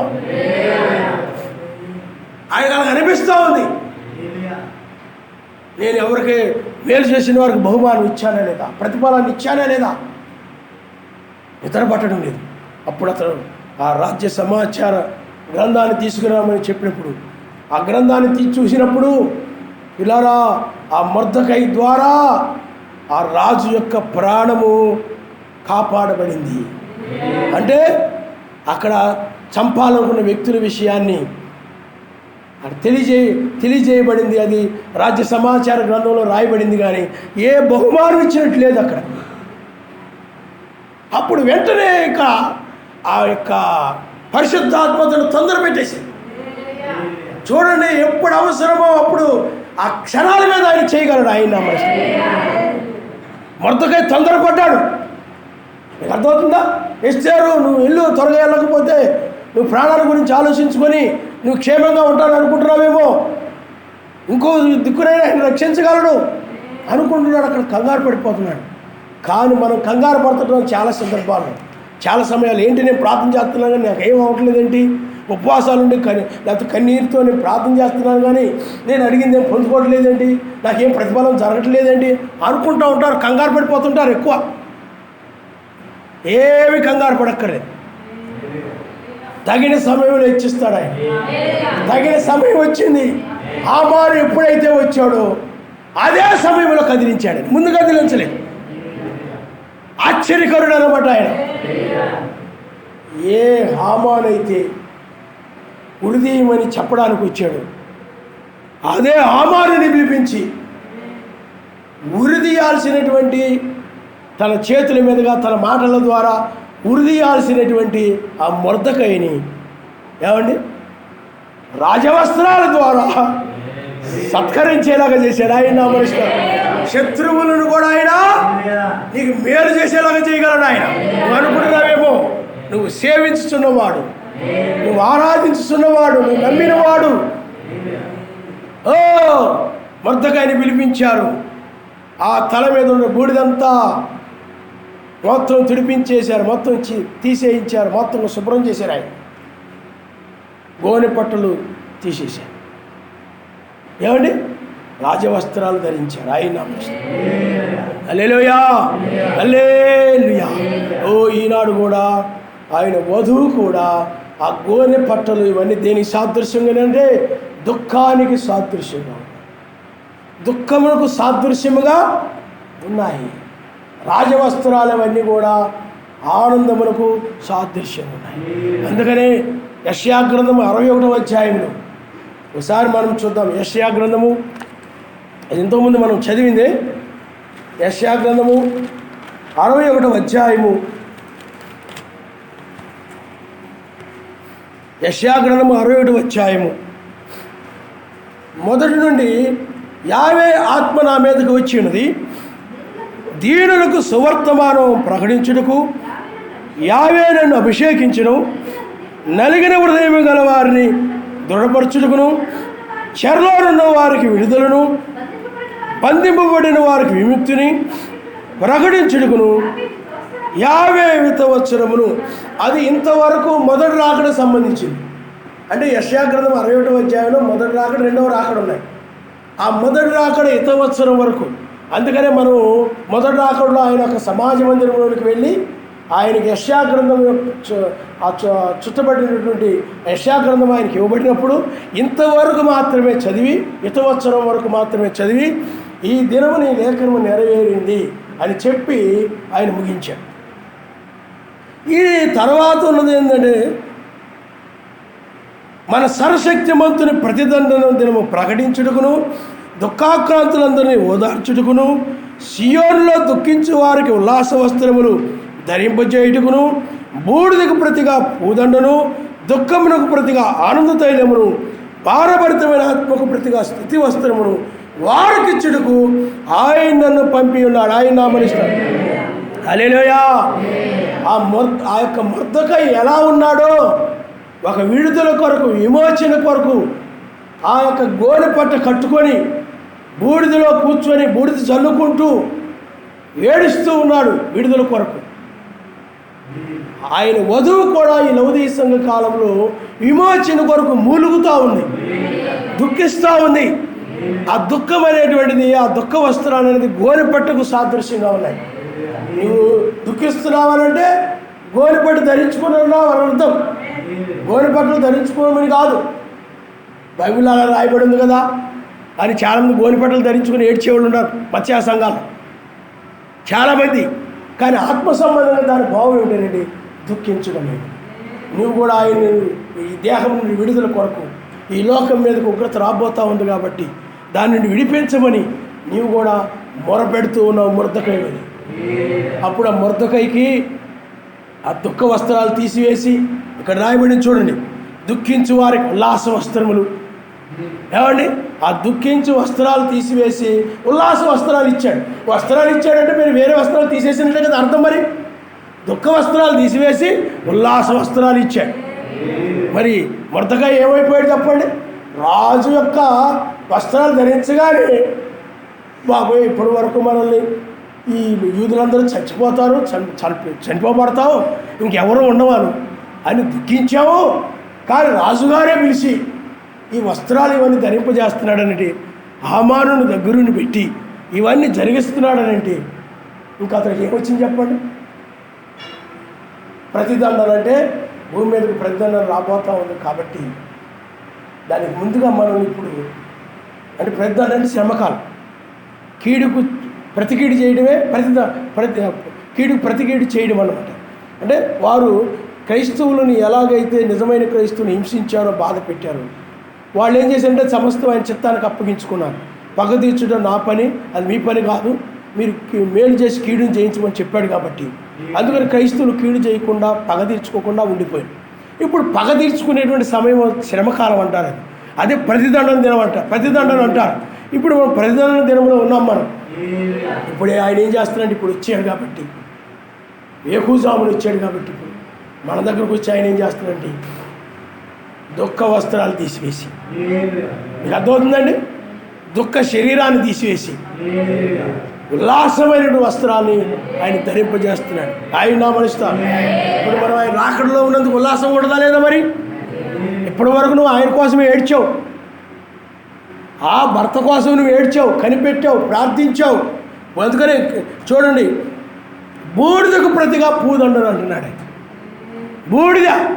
మరి అక్కడ మొర్దెకై ఆ యొక్క యూదులు వాళ్ళందరూ బూడిద పైన పోసుకుంటూ ఆ గోనె పట్ట కట్టుకొని ఏడ్చేశారు. వాళ్ళందరూ కూడా దుఃఖించారు, మహాశోకంతో కేకలేశారు విడుదల కొరకై, హామాను నుండి మమ్మల్ని విడిపించమని అలాగ మొరపెట్టారు వాళ్ళు. నువ్వు కూడా దేహం యొక్క విమోచన కొరకు నువ్వు మూలిగావు, మొరపెట్టావు. నువ్వు సృష్టి యావత్తు కూడా అదేవిధంగా మురుగుతూ ఉందని వాక్యం చెప్తా ఉంది. కాబట్టి ఈ సమయంలో ఆయన ఏం చేస్తున్నాడంటే, సెకండ్ కమింగ్లో వచ్చి ఆయన బూడిద మీద నుండి నిన్ను పైకి లేపి, మొర్దెకైని ఎలా పైకి లేపారు, నిన్ను కూడా అలాగే పైకి లేపి ఇప్పుడు ఆయన ఏం చేస్తాడంటే పూదండ ఆయన నామనిస్తాడు. హల్లెలూయా. ఎవరైనా సన్మానించేటప్పుడు ఏం చేస్తాడు చెప్పండి? ఎవరైనా వస్తున్నారు అనుకోండి, ఇప్పుడు బ్రహ్మం గారు అమెరికా నుండి ఇండియా వచ్చినప్పుడు ఎదురు వెళ్ళి ఆయన మెడలో పూలదండ లాంటి తీశారు. సన్మానం, ఎవరైనా సన్మానించేటప్పుడు కూడా ఏం చేస్తాడు? శాలువ ఒకటి కప్పి మెడలో పూలదండ వేస్తాడు. మీకు అర్థమైందా? అలాగే బూడిద మీద నుండి ఆ విధంగా నిన్ను పైకి, అంటే నిన్ను ఏం చేస్తున్నాడు? ఒక ఆయన చెప్తున్నాడు అనమాట. ఒకప్పుడు నేనంటే గేదెల దగ్గర పేడ తీశానండి, గేదెలు కడిగేశానండి, లేకపోతే గేదెలు తిప్పానండి, అవన్నీ చేసేవాడండి. ఒకసారి గేదె పేడ తీయడానికి ఇబ్బంది పడ్డానండి. అప్పుడు ఆయన అన్నా, నువ్వేనా కలెక్టర్ అయ్యండి గేదె పేడ తీయమంటే తీయడానికే అన్నాడు. అప్పుడు నేను ఇంటికి వెళ్ళిపోయి బాగా కష్టపడి చదివి కలెక్టర్ని అయిపోయాను. ఇప్పుడు నన్ను అంటే నేను ఆ యొక్క రైతు దగ్గరకు వచ్చాను, రైతుని కలవడానికి అని చెప్పాను. ఎందుకంటే ఆ రోజున ఆయన అలా అన్నాడు కాబట్టి నేను ఈరోజు కలెక్టర్ని అయ్యాను. అప్పుడు ఆ ఊళ్ళో వాళ్ళందరూ ఏం చేశారంటే ఆయన్ని సన్మానించారు, పూలదండ వేశారు, ఆయన నామనిస్తారు. అంటే పేడ కుప్పల మీద నుండి, పేడ దొడ్డులో నుండి కలెక్టర్ స్థాయికి, అంటే ఒక ఉన్నత స్థితి. అందువల్ల దానికి ఒక పోదండ. అలాగే నీవు కూడా ఒక ధూళిలో ఉన్నటువంటి, దుఃఖములో ఉన్నటువంటి, ఏడుపులో ఉన్నట్టు, ముక్కుతూ మూలుగుతున్నట్టు నిన్ను పైకి లేపి, దావీదుని ఎలాగ పైకి లేపాడు అలాగే నిన్ను పైకి లేపాడు. ఆ పైకి లేపడమే ఈ యొక్క పూదండను సూచిస్తూ ఉంది. ఆయన నామనిస్తాడు. బూడిదలో నుండి నిన్ను బయటికి తీసుకురావడం. మీకు అర్థమైందా? అలాంటి ఉన్నత స్థితి ఆయన నామనిస్తాడు. హల్లెలూయా. మొర్దెకై ఆ విధంగా పొందుకున్నాడు. ఆ తర్వాత చూడండి, దుఃఖమును ప్రతిగా ఆనంద తైలమును. ఏమండి? దుఃఖమును ప్రతిగా ఆనంద తైలము. ఓ దుఃఖము ప్రతిగా నువ్వు దుఃఖించావు, అందుకని మొర్దెకైకి దుఃఖమును ప్రతిగా ఆనంద తైలము. ఆనంద తైలమనగా ఆత్మ, తైలమనగా ఆత్మ, ఆనందాన్ని ఇచ్చే ఆత్మ. నీకు అర్థమైందా? ఆ మొర్దెకైకి తైలం ఉంటుంది, మంచి సువాసన వెదజల్లే తైలాలు ఉంటాయి, సుగంధ తైలం అని అంటుంటారు. ఆ తైలం వల్ల ఏమవుతుంది చెప్పండి? ఆనందం వేస్తా. మంచి సువాసనకి ఏమవుతుంది చెప్పండి? ఆనందం వేస్తుంది. మంచి సువాసన ఇస్తే, మంచి సువాసన వచ్చే ఫ్లవర్ కనపడింది అనుకోండి, అది పీల్చుకొని అబ్బా ఎంత బాగుందో అంటుంటారు చాలామంది. ఏమండి? అదే కుళ్ళిపోయిన పువ్వు ఉందనుకోండి, అప్పుడు చెడాలు కమ్ము కొడుతుందంట. ఎందుకని? సువాసన ఏం చేస్తుంది? నీకు ఆనందాన్ని ఇస్తుంది. అందుకని మీరు ఎక్కడైనా పెళ్ళిళ్ళ కాటికి వెళ్ళినప్పుడు మంచి సువాసన వచ్చే విధంగా చల్లుతూ ఉంటారు తైలాన్ని నీ మీద. లోపలికి వస్తూ ఉన్నారనుకోండి, వచ్చే వాళ్ళందరి మీద కూడా చల్లుతూ ఉంటారు తైలం. అలాగే ఇక్కడ కూడా ఆ మొర్దెకైకి ఆనంద తైలమును చల్లాడు, మంచి సువాసన వచ్చేలాగా. ఏమండి? ఆ కంపు ఈ కంపు మొత్తం పోయి, ఏమండి, నీలో కూడా ఐక్య విచారాలు, ఈ యొక్క అన్నీ కూడా లోక ఆశలు అన్నీ కూడా నీలో పోయి, ఇంకా ఆ మురికి కంపు, ఆ చెడ్డ కంపు ఇంకా ఉండదు, పాపపు కంపు ఉండదు ఇక నీ దగ్గర. లోక దుఃఖ కంపు అయిన పోయి పరిశుద్ధాత్మ యందరి ఆనందముతో ఆయన నామనిస్తోత్రం. తైలం అంటే పరిశుద్ధాత్మ. అక్కడ దుఃఖం పోయింది, మొర్దెకైకి ఆనందం వేస్తూ ఉంది. ఆనంద తైలాన్ని చల్లుతూ ఉన్నారు. రాజవస్త్రాలు వేశారు, ఉల్లాస వస్త్రాలు వేశారు. ఓ భారభరితమైన ఆత్మ, ఎంతో భారభరితంగా ఉన్న అతనికి ఆత్మ స్తుతిస్తూ ఉన్నాడు మొర్దెకై. అయ్యా నువ్వెంత మంచివాడవయ్యా, ఎంత ఉన్నతమైన వాడవయ్యా. ఓ నేను ఆ బూడిదలో ఉన్నటువంటి నన్ను ఆ యొక్క హామాను నా ప్రాణం తీయాలనుకున్నాడు, ఆ యూదులందరినీ సంహరించాలనుకున్నాడు. అలాంటి నన్ను, ఆ బూడిదలో ఉన్న నన్ను, ఆ దుఃఖిస్తూ ఏడుస్తూ ఉన్న నన్ను తీసుకొచ్చి రాజవస్త్రాలు ధరింపజేసి ఈ రాజు గుర్రం మీద కూర్చోబెట్టి ఎంతగా చేశావే, నీకు స్తోత్రాలు నాయనా అని స్తుతిస్తూ ఉన్నాడు ఆయన. హల్లెలూయా. నీవు కూడా చివరి కాలం ఏం చేస్తా చెప్పండి? నీకు ఇచ్చినటువంటి గొప్ప స్థితిని బట్టి, ఎందుకంటే ఆయన యొక్క వధువుగా, ఆయన బిడ్డగా. అందుకని ఇప్పుడు ఆయన ఏం చేస్తున్నాడండి? నీకున్నటువంటి ఆ దుఃఖము, ఆ యొక్క భారభరితమైన ఆత్మకు ప్రతిగా, దుఃఖమును ప్రతిగా యాన్ని కూడా తీసివేసి తన వస్త్రాలు ధరింపజేస్తాడు. తన వస్త్రముల చేత ఆయన కప్పుతున్నాడు. ఆయన ప్రకటన గ్రంథంలో రాయబడి ఉన్నది, ఆయన తన వస్త్రముల చేత ఆయన, తన గుడారము చేత ఆయన, తన గుడారం అనగా ఆయనే వాక్యము, దాని చేత మనల్ని రాజవస్త్రాలతో కప్పుతున్నాడు. రాజు అంటే ఎవరు? ఆనందముతో ఉంటాడు, ఉల్లాసముతో ఉంటాడు, పూదండను కలిగి ఉంటాడు. ఏమండి? ఆ యొక్క స్తుతి వస్త్రములు కలిగి ఉంటాడు. అలాంటి వస్త్రాలని కూడా ఈనాడు వధువుకి ఇచ్చాడు. అందుకని పెండ్లి విందుకి ఏ విధంగా ఆహ్వానించబడుతుంది చెప్పండి?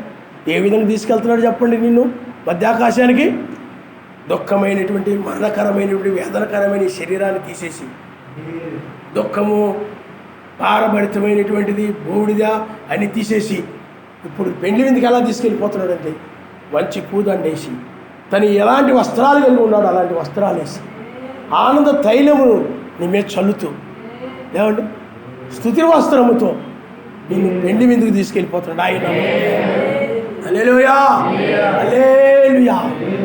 ఎంత గొప్ప ధన్యతో నువ్వు ఆలోచించేయాలి. ఎందుకు వచ్చింది ఇది? అతడు సత్క్రియలే కాకుండా, మంచి క్రియలే కాకుండా ప్రార్థనాపరుడు అతడు, ప్రార్థించేవాడు అతడు. చాలామంది సత్క్రియలు ఉంటే ప్రార్థన ఉండదు, ప్రార్థన ఉంటే సత్క్రియలు ఉండదు, రెండూ ఉండాలి. ఆయన నా మనసు నేను సత్క్రియలన్నీ చేస్తున్నాను కదా, పరలోకం వెళ్ళిపోతాను అనుకుంటారు చాలామంది. మీకు అర్థమైందా? ప్రార్థన కూడా ఒక సత్క్రియే, మంచి క్రియే. ప్రార్థన కూడా ఒక మంచి క్రియే. అందుచేత ఎందుకంటే మంచి పనులు చేసేవాళ్ళు చాలామంది ఉన్నారు లోకంలో కూడా, కానీ వాళ్ళ జీవితంలో ప్రార్థన ఉండదు. కానీ నీ జీవితంలో ఏంటంటే నువ్వు మంచి క్రియలు కలిగి ఉండడమే కాకుండా ప్రార్థన కూడా కలిగి ఉంటావు. ఆయన నామని మిగతా వాళ్ళ జీవితాల్లో అది ఉండదు, లోకస్తుల జీవితాల్లో అది ఉండదు. లోకస్తుల్లో కూడా మంచివాళ్ళు ఉన్నారు, రక్షా సంఘాల్లో కూడా మంచివాళ్ళు ఉన్నారు, సత్యంలో లేరు. ఏమండి? ప్రార్థనలో సరైన ప్రార్థన ఉండదు. ఎందుకంటే మన నిజమైన దాన్ని నమ్మి ప్రార్థించేటప్పుడు ఆ ప్రార్థన దగ్గరికి వెళ్తుంది తప్ప దుర్బోధనలు నమ్మి ప్రార్థన చేస్తే వెళ్తావు ప్రార్థన. ఎందుకంటే పరిశుద్ధాత్మతో కూడిన ప్రార్థన కావాలి. నువ్వు నామూల బాప్తిజం పొంది పరిశుద్ధాత్మను పొందినప్పుడు ఆ పరిశుద్ధాత్మ ద్వారా చేసేది ఏదైనా గుర్తించబడదని చెప్పాడు బ్రదర్ గారు. ఆయన హల్లెలూయా, హల్లెలూయా.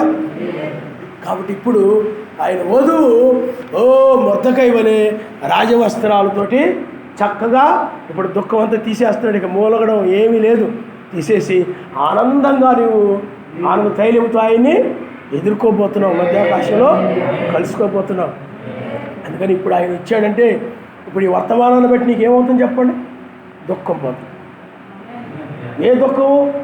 నిజంగా ఆయన ఎప్పుడు వస్తాడా, ఎప్పుడు నన్ను తీసుకెళ్తాడా అని దుఃఖించే వారికి ఆయన రాకడ ఏం చేస్తాడంటే ఆనందాన్ని ఇస్తాయి.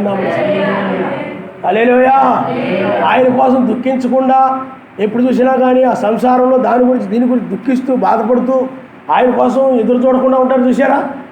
వాళ్ళకి ఆనందం తెలీదు, ఈ సంతోషం తెలియదు వాళ్ళకి ఆనందము తెలియదు. ఈ ఆనందం సంగతి తర్వాత అండి, ఇంట్లో కొంచెం బియ్యం ఉంటే చాలండి. మొన్న ఒక ఆయన అంటున్నాడు, పరలోకం గిరిలోకం ఎందుకే బాబు, దాని సంగతి ఎవరు చూపించాడు ఏంటి, అవన్నీ ఎందుకు, లోకంలో మనం ఎంజాయ్గా బ్రతికామా లేదా అది ముఖ్యంగాని. మొన్న ఒక ఆయన ఉంటాడండి, లోకంలో మనం ఎలా బ్రతికేది ముఖ్యం తప్ప తర్వాత ఎవడెలా ఉంటాడో ఏమైపోతాడో ఎవరు తెలుసురా అని. అది వాడికి అదే తెలుసు. కానీ మనకైతే ఎవడు ఏమైపోతాడో, మనం ఏమి కాబోతుందో, ఎవరు ఏం పొందుకోబోతున్నారో అన్నీ కూడా సమస్తము మనం ఎరిగిన వారు. ఆయన లేఖనంలో నెరవేర్చబడు ద్వారా ఆయన నమ్ముతారు. హల్లెలూయా.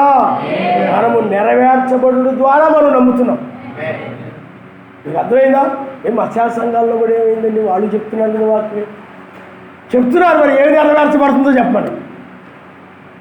మీకు అర్థమవుతుందండి? ఏమి నెరవేర్చబడుతుందో చెప్పమనండి. మెస్సయ్య కాలంలో ఆయన వచ్చినప్పుడు ఆ కాలంలో ఆ లేఖనం నెరవేర్చబడడం చూసి ఆయన నమ్మారు. యోహాను ఆ విధంగా నమ్మారు. 7వ దూత కాలంలో 7వ దూత వచ్చినప్పుడు ఆ మర్మాలు బయలుపరచబడుతున్నప్పుడు ఏడవ దూత యొక్క 7వ సంఘకాలము అవి నెరవేర్చబడుతున్నప్పుడు ఈయనే 7వ దూత వర్తమానికుడు, ఈయనే ఆ లేఖనం నెరవేర్పును బట్టి నమ్మారు. ఈనాడు కూడా వేకు నక్షత్రం యొక్క నెరవేర్పును బట్టి మనం నమ్ముతాం. వేకు జాములోనే మత్స్యమైన దాన్ని విడిచి అమర్త్యమైన దాన్ని ధరించుకొని, మత్స్యమైనదంటే నాశనమైంది. అందుకనే నీ దుఃఖ దినాలకు ఒక ముగింపు ఉంది. మీకు అర్థమైందా? అది ఈ సమయమే, ఈ గడియే. ఎల్లప్పుడూ ఆనందాన్ని పొందుకొని వెళ్ళడానికి ఒక సమయం ఉంది, ఈ సమయమే. అప్పుడు పిల్లరా, తర్వాత మనం హామాను గురించి ఒకసారి చదివి ముగించుకుందాం. హామాను చూడండి. హామాను చూడండి అమ్మ, 7వ వచనం, 8వ అధ్యాయం 7వ వచనంలో, రాజైన అహష్వేరోషు రాణి అయిన ఎస్తేరునకును యూదుడైన మొర్దెకైకును ఇలాగు సెలవిచ్చెను, హామాను ఇంటిని ఎస్తేరుకి ఇచ్చి ఉన్నాను. అతడు యూదులను హతము చేయుటకు ప్రయత్నించినందున అతడు ఉరికొయ్యి మీద ఉరి తీయబడిను. చూడండి, ఇక్కడ ఏమైపోయింది చెప్పండి? దుష్టుడు నాశనం చేశాడు. అతని క్రియలు అతన్ని నాశనం చేశాడు. అతను దుష్టాలోచనలు అతను నాశనం చేశాడు. దుష్ట క్రియలు అతన్ని నాశనం చేశాడు. అతడు నమ్ముకున్న మనుషులు బట్టి నశించాడు. అతడు తన భార్యను నమ్ముకున్నాడు. అతడు తన స్నేహితులను నమ్ముకున్నాడు, నశించిపోయాడు. మొర్దెకై అలా వచ్చి సత్క్రియలు కలిగి ఉన్నాడు. ఆయన నమ్ముకున్నాడు. ఎస్తేరు కూడా ఆయన నమ్ముకున్నాడు. అందరూ నమ్ముకుని ఆయన ప్రార్థించాడు. ఆయన అడిగాడు, ఏం చేయమంటావు ఆయన, ఏమిటి నాయన, సహాయం చేయను ఆయన. ఆయన హామాను అడిగాడా? అడగలేదు.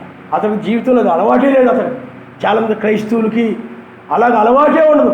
ఎవరొకరి మీద ఆధారపడి, ఎవరొకరి సలహాల మీద, వాళ్ళ మాటల మీద, వీళ్ళ మాటల మీద ఆధారపడి బ్రతికేస్తూ ఉంటారు. అది కాదు నీ బ్రతుకు. హామానులాగా నువ్వు బ్రతకూడదు. ప్రతి విషయంలో ఆయన సన్నిధిని ఏం చేయాలి చెప్పండి? ప్రార్థించాలి. ఆయన అడగాలి. నీ వ్యక్తిగతంగా నీ జీవితానికి సంబంధించి నీతో ఆయన మాట్లాడతాడు, ఆయన నామనిస్తాడు. అలాగే సమాజం గురించి కూడా ప్రార్థన చేయాలి.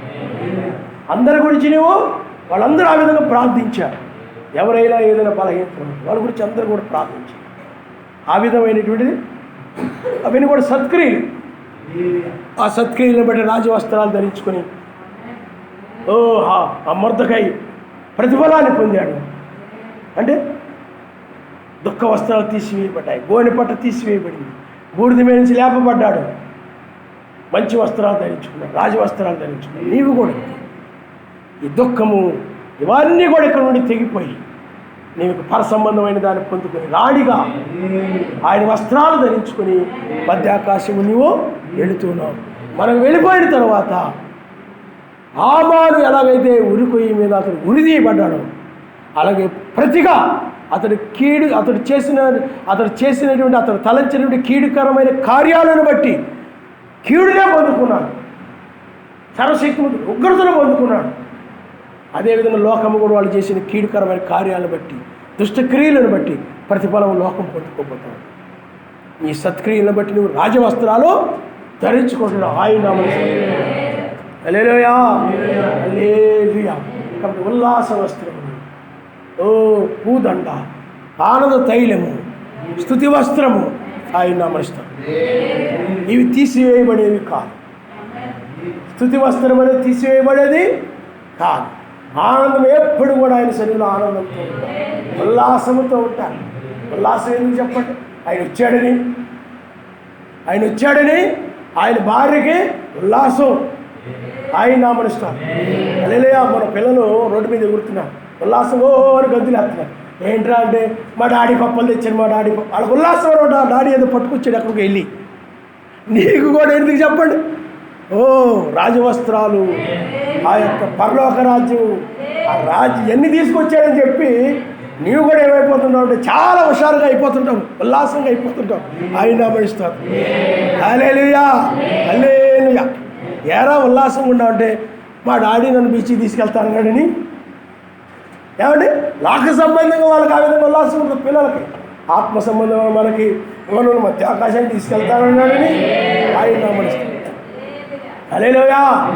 ఆ విధంగా ఉల్లాసంగా ఉన్నట్లయితే మంచిదే. ఏమండి? ఆ విధంగా ఉల్లాసంగా ఉంటే మంచిది. ఆయన నమ్మకం. హల్లెలూయా, హల్లెలూయా. ఆయనకి విచారాలతో ఆటితో వీటితో ఎంతో బాధపడతా ఉంటే ఇదేంటండి అని అనుకుంటారా మేము? ఆ బాధలు ఈ బాధలతో నేను ఎన్నో సమస్యతో దీనితో బాధపడతా ఉంటే ఉల్లాసం ఎక్కడి నుంచి వచ్చిందండి నాకు?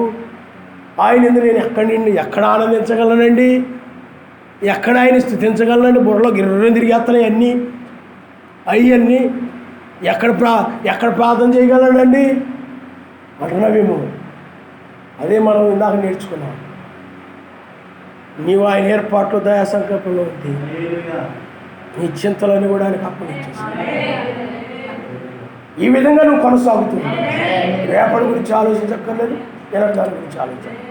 అద్భుతంగా ఆయన నేను నడిపిస్తూ ఉంటాడు. ఆయన హల్లెలూయా. మాట ఎందు క్రియ ఎందు నువ్వు ఏ పని చేస్తున్నావో క్రియ ఎందు మాట ఎందు ఆ విధంగా చేస్తూ అన్నీ కూడా ఆయనకు అప్పగించి ఉల్లాసంగా ఉండు, ఆనందంగా ఉండు, స్తుతిస్తూ ఉండు, పూదండతో ఉండు. ఆయన నమ్మరిస్తాడు. హల్లెలూయా, హల్లెలూయా. చూడండి పిల్లరా, మొర్దెకైని లేపాడు ఆయన రాజుగా, రాజవస్త్రాలు ధరించుకుని. అలాగే నిన్ను కూడా ఉన్నత స్థితికి ఆయన లేపుతాడు. అందుకే ఆయన ఇచ్చాడు. రాజుగా ఉన్నత స్థితికి వెళ్ళాడు. దాని గురించి ఇంకా మనం చెప్పుకుంటూ వెళితే సమయం చాలంతవరకు చాలు. నీవు కూడా అమర్త్యమైన దాన్ని పొందుకొని గొప్ప ఉన్న స్థితికి వెళ్ళబోతున్నాం. దాన్ని మనం నమ్ముతున్నాం. ఏదో కట్టుకథలాగా వినడంగా జరుగుతుందా అన్నట్టు కాదు, జరుగుతుంది. సందేహమో లేదు. అందుకనే నీవు ఆ రాజ్యానికి వెళ్ళాలనే నువ్వు నీలో ఉన్న అసూయను వదిలిపెట్టేశావు, దేశాన్ని వదిలిపెట్టేశావు, కోపాన్ని వదిలిపెట్టేశావు, కక్షను వదిలిపెట్టేశావు, ఏమండి ఆ యొక్క సోమర్థాన్ని వదిలిపెట్టేశావు, ఆ యొక్క లోకాశను వదిలిపెట్టేశావు, ఐక్య విచారాలు వదిలేసావు. నువ్వు నమ్ముతున్నావని అవి విడిచుడు ద్వారా రుజువు చేయబడుతుంది. ఆయన అవి అలా గట్టి పెట్టుకుని ఉన్నావంటే ఇది నాశనం అవుతుందని, నువ్వు తప్పించుకుంటావని నువ్వు నమ్మడం లేదని అంట. నిజంగా ఆయన ఎదుర్కోబోతున్నాం, ఇది అంతం అయిపోద్ది, నిజమే అని నమ్ముతున్నావు అనంటే చెడ్డ వాటన్నిటి కూడా విడిచిపెడతాం. అది నీ విశ్వాసాన్ని తెలియజేస్తావు. క్రియాపూర్వకమైన విశ్వాసం ఆయన నామరిస్తాను. హల్లెలూయా. అది ఎలా గట్టి పెట్టుకుని ఉండి నువ్వేదో వాక్యం ఇంటి పర్లకు వెళ్ళిపోతాను హల్లెలూయా అని అంటున్నావు అనుకోండి, అవి నీలో పోకుండా అది క్రియలు లేని విశ్వాసం, ప్రాణం లేని శరీరం లాంటిది, చచ్చిన శవంతో కూడిన విశ్వాసం. అలాంటి వాళ్ళు ప్రమాదంలో పెడతారు. నువ్వు నమ్మితే సత్యమని నువ్వు నమ్మాలి. ఆయన నమ్మాలి. హల్లెలూయా. నమ్మిన దాని ప్రకారము జీవించాలి. అది క్రియాపూర్వకమైన విశ్వాసం. నమ్మి జీవించకుండా ఉంటారు చూసారా, అది క్రియలు లేని విశ్వాసం. నేను నమ్ముతున్నానండి వేకువ నక్షత్రాల గురించి, తెల్లవారుజామని నమ్ముతున్నానండి అని నీలో కనుక లోకాశలు ఐక్య విచారణ ఇవన్నీ పోలేదనుకోండి, అప్పుడు నీవు నమ్మలేదన్నాడు. ఆయన నమ్మావు తప్ప నిజంగా నువ్వు నమ్మితే అవన్నీ విడిచిపెడతావు. లోతు నమ్మాడు, సొదొమ గొమొర్రా పట్టణాలు కాలిపోతాడు. నమ్మాడు కాబట్టి విశ్వసించాడు. విశ్వాసం ఎలా తెలియజేశాడు చెప్పండి? వాడు విడిచిపెట్టడం ద్వారా విశ్వాసం వ్యక్తపరచబడింది. ఆయన నమ్మకం. హల్లెలూయా. పాపాత్మురాలైన స్త్రీ వచ్చింది. ఆమె ఆయన పాపముల నుండి విమోచించగలిగినవాడు, క్షమించగలిగిన అధికారం కలిగినవాడు. ఆమె నమ్మింది. ఆ నమ్మినటువంటి ఆమె తన విశ్వాసాన్ని ఎలా చూపించిందనంటే పాపపు జీవితాన్ని విడిచిపెట్టడం ద్వారా ఆమె విశ్వాసగా రుజువు చేయబడింది. ఆయన నమ్మకం. హల్లెలూయా. ఆ పాపపు జీవితంతో అలాగే ఉంది, నేను విశ్వాసిని అందనుకోండి, అది నామకార్థ విశ్వాసం. అలాగే జక్కయ్య ఉన్నాడు అనుకోండి, అతడు విశ్వాసం. అతడు ఏం చేశాడనండి, అన్యాయంగా అక్రమంగా ఎవరి దగ్గర తీసుకున్నాడు, తిరిగి 400 మరల తిరిగి ఇచ్చేశాడు. ఏం చేశాడు అతడు? అన్యాయాన్ని వదిలిపెట్టేశాడు. అతడు విశ్వాసం అనేటువంటిది ఏ వ్యక్తి అయినా పాపాన్ని విడిచిపెట్టిన వాడే నిజమైన విశ్వాసం. పాపంలో అలాగే జక్కయ్య కూడా అలాగే కొనసాగుతూ అన్యాయంగా అక్రమంగా జీవిస్తూ ఏమండి క్రైస్తవుడుగా ఉన్నట్లయితే అది నామకార్థ విశ్వాసం అవుతాడు, విడిచిపెట్టబడతాడు. అలాంటి నిజమైన విశ్వాసం అంటే నమ్ముతున్నాం. ఆయన నమ్మరిస్తాం. కళ్ళు ఉంచుకోండి, మనం ప్రార్థన చేసుకుందాం. హల్లెలూయా. ఎవరికి తగిన ప్రతిఫలాన్ని ఆయన ఇచ్చాడు. నీతి క్రియలు తగిన వారికి ఏ ప్రతిఫలం ఇవ్వాలో ఆయనకి తెలుసు. దుష్టక్రియలు కలిగిన వ్యక్తికి ఏ ప్రతిఫలం ఇవ్వాలో ఆయనకి తెలుసు. ఎవరికి ఇవ్వాల్సిన ప్రతిఫలాన్ని వాళ్ళకి ఇచ్చాడే. నీవు కూడా నీ క్రియలను బట్టే మొర్దెకై వలె ఉంటే, నీవు మొర్దెకై వలె ఉంటే, నీ ఆలోచన, నీ జీవితము, నీ భక్తి జీవితము మొర్దెకై వలె ఉంటే, నీవు మొర్దెకై వలె సత్క్రియలు కలిగి ఉంటే నీవు రక్షించబడతావు. రాజవస్త్రాలు ధరించుకుని ఆయన ఎదుర్కొంటావు మధ్యాకాశం. నీవు హామాను వలె ఉన్నావు అనుకో, వాళ్ళ మీద, వీళ్ళ మీద, సహోదరుల మీద, అలా సమాజంలోని వారి మీద హామాను వలె నీవు ప్రవర్తిస్తూ, తిరగబడుతూ, దురాలోచనలు చేస్తూ, నా తడాకేదో చూపిస్తాను అన్నట్టుగా నీవు హామాను వలె ఉన్నట్లయితే, వాళ్ళ మీద, వీళ్ళ మీద హామాను కక్ష కట్టాడు. నీవు కూడా ఎవరొకరి మీద ఆ విధంగా హామాను వలె ప్రవర్తిస్తూ ఉన్నట్లయితే ప్రమాదంలో పడిపోతాడు. హామానులో ప్రేమ లేదు, సహోదరు ప్రేమ లేదు. హామానులో